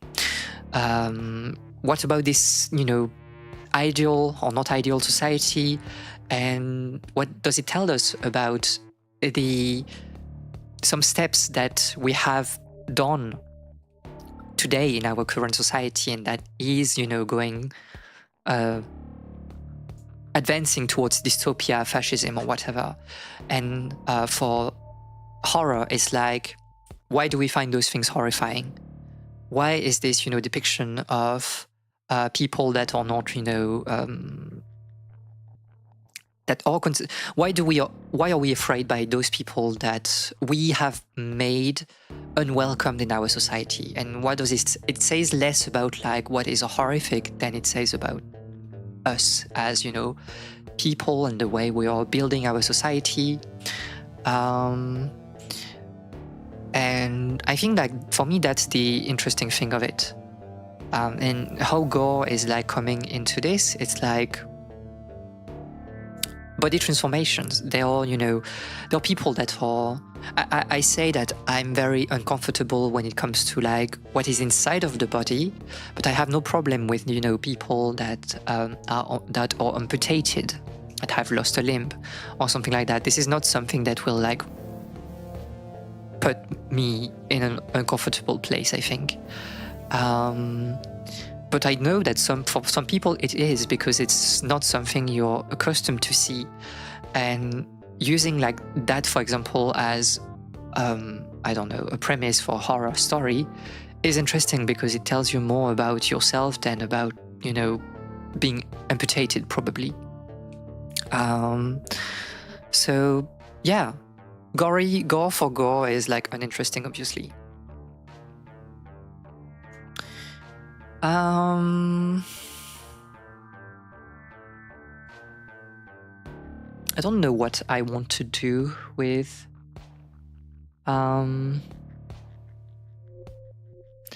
this particular.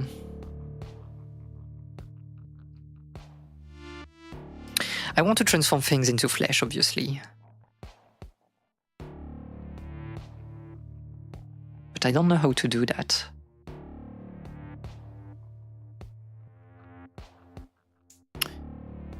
There's a metal that we can use, probably.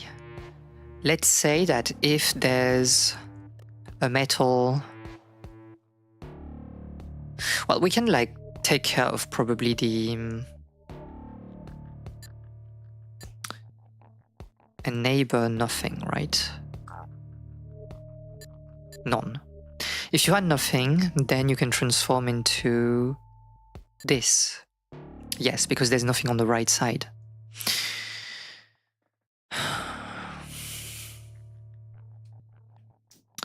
Then we can say if there is metal to the left, then you transform into flesh. If there is metal to the north, you transform into flesh. If there is metal to the south, you transform into flesh. And then we have like this awkward situation here. But you can probably like argue that if there's flesh, no, if it's flesh to the left. Oh wait, it doesn't work.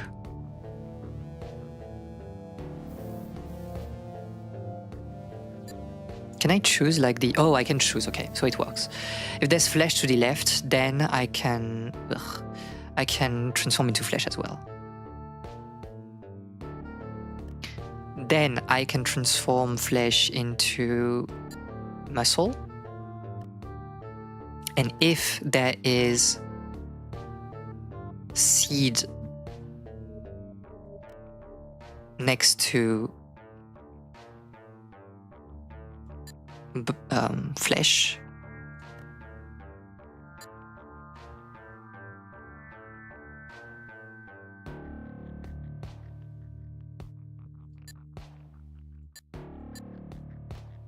next to flesh, then I transform into this. Why would you? Oh, because it's too. I see. What about the other way around? We say that if you have nothing on your left, then you transform. Yes, it works because of the order of operation. Then it works. If there's bone on your left,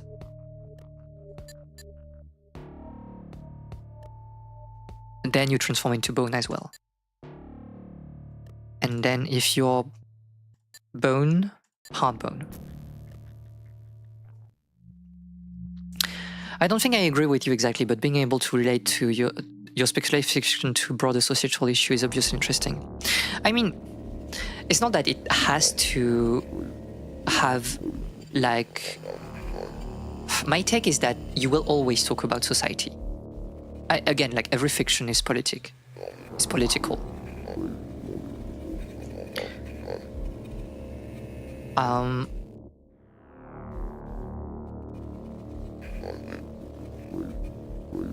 And it's more like, you know, you kind of have like your very, I don't know, something that is made to be like entertaining, you know, first.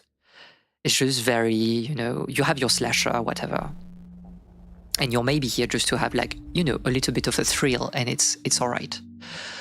But I do believe that the choices that you will make, or because they are political, you need to be aware of them, and it will probably change a little bit also what you want to say. Or maybe like be aware that you can have like bad ideas that you need to ward off.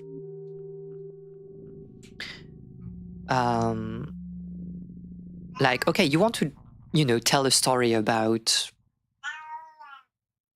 I don't know, a fantasy story. And it's just, you know, you focus on adventure, I don't know.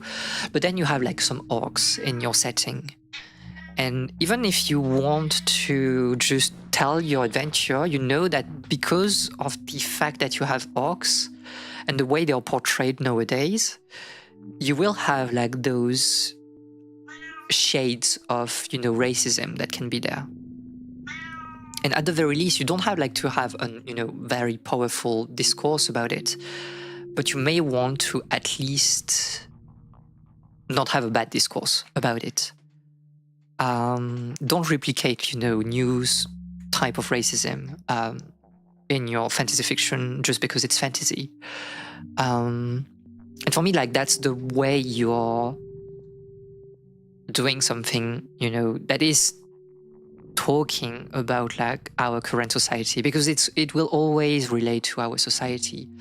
I think Pratchett is a very good example of that. Like, nothing in Pratchett is like overtly, not overtly, but like extremely on your face progressive, but it is just progressive, just because he has seen that certain elements were or might become problematic in some ways, and he decided just to do like a few changes on like the background, the Lord building, to be able to go against those ideas. And I think like it's the same thing with, you know, a slasher. You have a horror movie, a slasher, and it's like, oh, but if you're, you know, taking cliches about our real life of, I don't know, it's, you know, a person of color that is the culprit, the killer, and depending on the way you will like portray that, it can be like very insensitive, be it conscious or not. And because you always have to make like those decisions of what do I want to portray, then you will have like, I would say like passively, you will have like a political discourse. And like, again, you cannot, I think that in fiction, but like if, especially in like those like speculative fiction, because of the gap with reality, I think that everything is compounded maybe, but it's maybe just me, I don't know.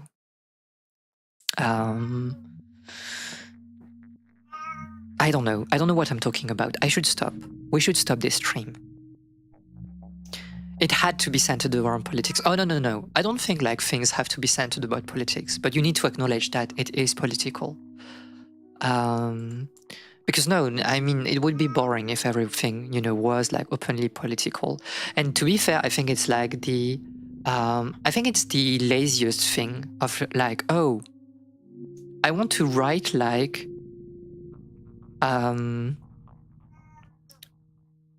a fantasy story, but like it's political first. And it's like, I mean, it's about politics first. And it's like, yes, but it's probably like the most boring way to go. I think like, and that's why it works so well in Pratchett. It's like, it's not about politics, but it is so political because just like it's the same way we live, I think, you know,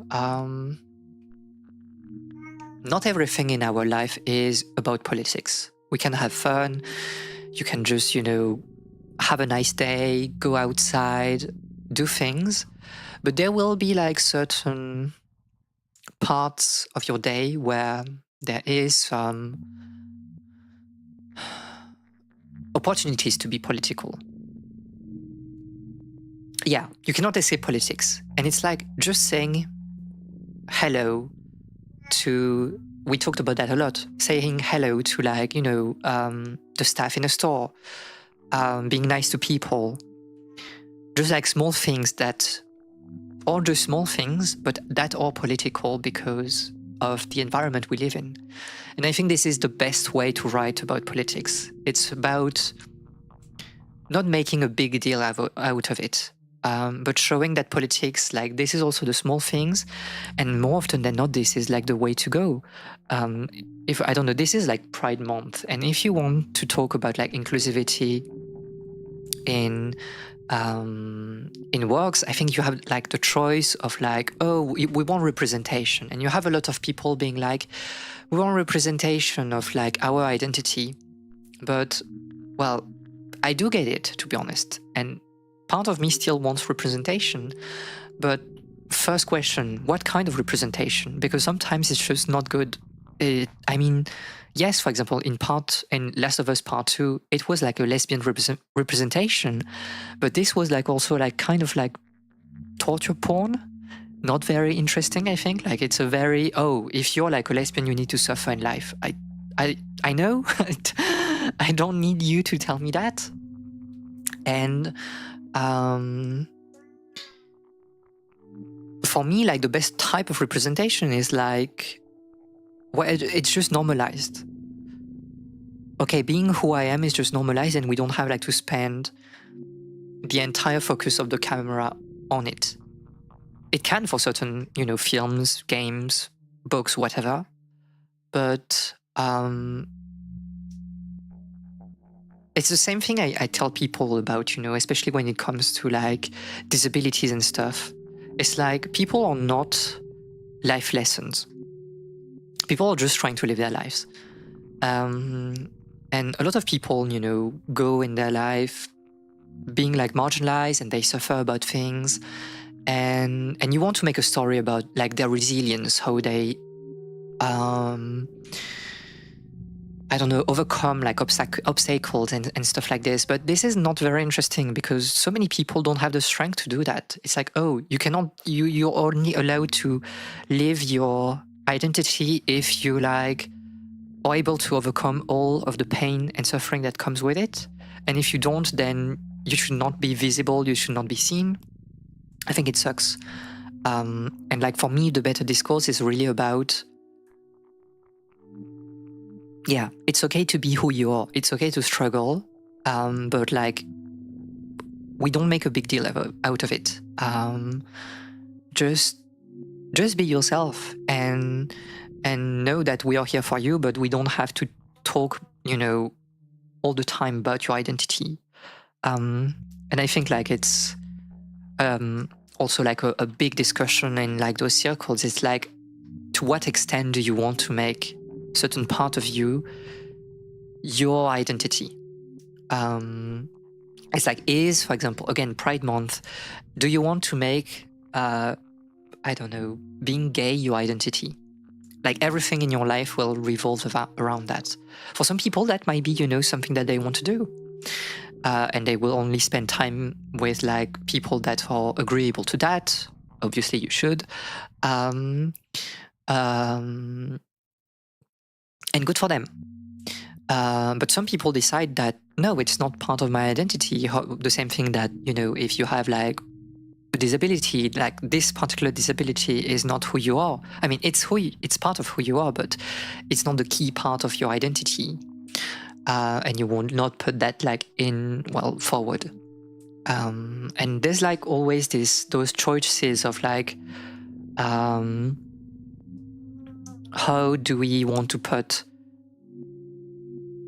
things like on the limelight? And that's like not my problem. It's not a problem, but like my relationship with like Pride Month is that I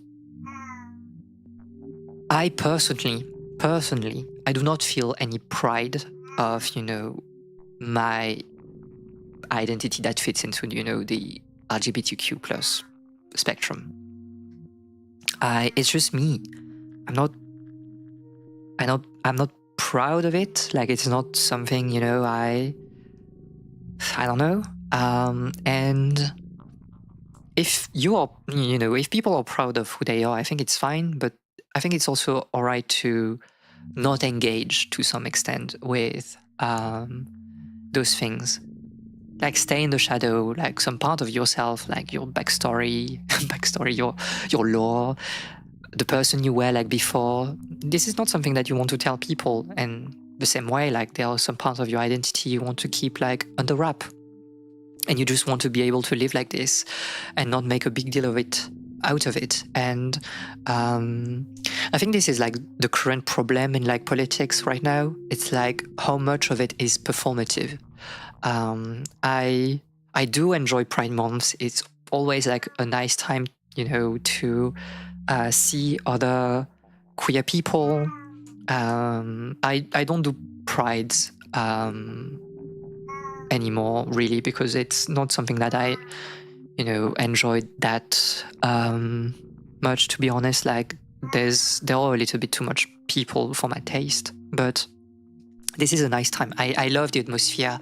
I love being able to spread some positivity with other people, but at the same time, yeah, I kind of enjoy it, you know, from a distance, even though I'm part of this community, just because I don't know. I'm like, I have chosen my identity to be, I guess, just a nerd, probably. And like my queerness is just something that I share with, you know, close people. But yeah, I don't know what I'm talking about. It's like, yeah, be yourself, be aware of like the systems of oppressions, and we just try our best, right? And like, that's why I like quiet representation, in the sense that, oh, we are really happy, you know, for those two characters that are in a gay relationship. But that's all. They're just in a gay relationship, and there's no life lesson to be taken from it. It's just like, yeah, they're having a good time, and maybe just like the story is set in an ideal society where homophobia doesn't exist, and to some extent, it's enough for me to see like, you know, gay people, queer people happy, but not focus on their queerness. I think happiness is also like a radical statement nowadays. To be happy when some people do not want you to be happy, and be like, I don't care. I live my own life, and I will be happy because I'm surrounded by people that I like, that I appreciate, and even if times are hard, even if you are making, you know, my life hard, I will be happy. Again, it's also like, think of the optics, and the optics is also like, you can be happy and it will make people mad.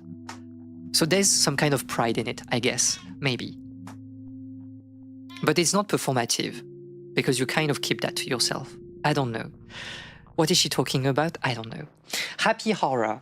I mean, this is like comedy. Comedy horror is a good kind of horror, I think. I did like, in my list of films that I did for you, I put like House, like the Japanese version.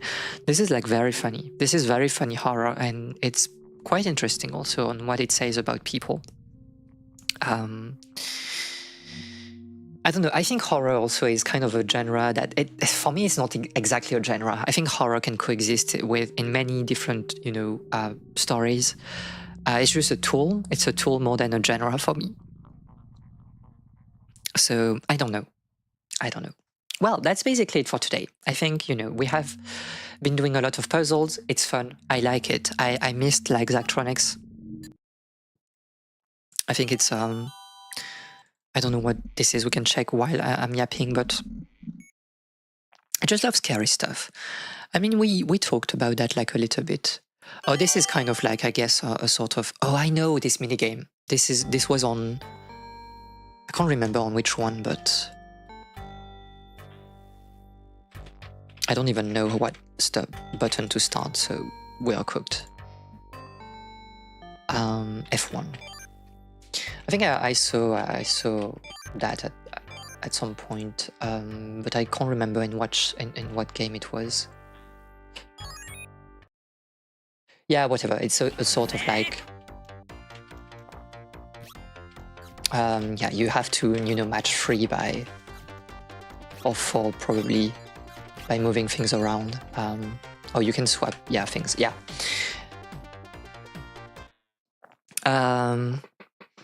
But yeah, scary stuff, it's like, I don't know. Like for me, because of the social aspect of scary stuff, it makes me very uncomfortable, and I tend to, like, it makes me think a lot, and then I'm just sad. Like scary stuff makes me sad more often than not, because I see the failure of society to some extent. At least with the sort of like horror media that I tend to check. For example, like Kindaishi Shonen no Shinkenbo, like the case of Kindaichi, the manga. It's nice. It's like great detective story, but it's also like horrific to some extent, and it just makes me sad. Like about, you know, society and the way people are behaving with each other, and how sometimes there are structural failures and people are pushed to do things that they don't want to do. And I played like, I've seen like a few horror things lately, and I'm like, damn. The human nature, I think it's like the human nature, and also like the conditions, the context in which we're living. It's hard, and maybe that's why I don't like horror. I don't enjoy like jump scares, but to some extent I can like tank the jump scares. But the relentless weight of society, yeah, this is hard.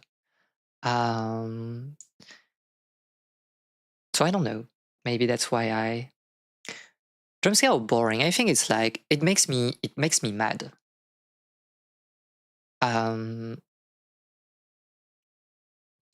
Really, like I don't see the vision, but I don't know. And also, like, I don't know if it's, living alone. Well, but it comes back, this thing of like, oh, I'm watching something horrific and then I can't sleep during the night. And I struggle.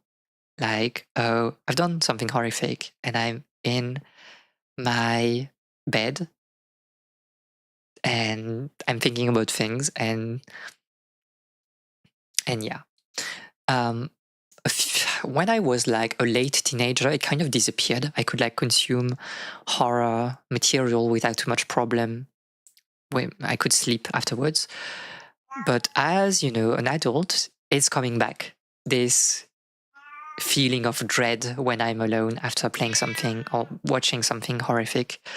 And I think for that, I kind of like avoid it. Probably if I would be like with another person, if I would like sleep with another person, I wouldn't like dread it so much, but I don't know. Okay, that's it for now. So for Wednesday, we are playing Dragon Quest. So this is Dragon Quest. There's nothing to say about it. And on Friday, we'll play like a sort of Ace Attorney, inspired game. I've been meaning to play that for quite some months now, or weeks at the very least. And that will be fun. This is a Chinese game, and I want to showcase Chinese games on this channel because this is the future of gaming to some extent. So yeah, thank you for today. I hope that you had like a good stream, a good day. I just check if somebody is streaming right now. I should really try to, rate people a bit more. But yeah, I don't know. I feel Rosa is like streaming, but I think she is like ending the stream, so maybe it's unclear. I don't know. I think like the people that are streaming right now are kind of like on the verge of ending. So we'll not rate anybody, I guess, today again. But yeah, thank you for today, and I'll see you next time. Bye bye.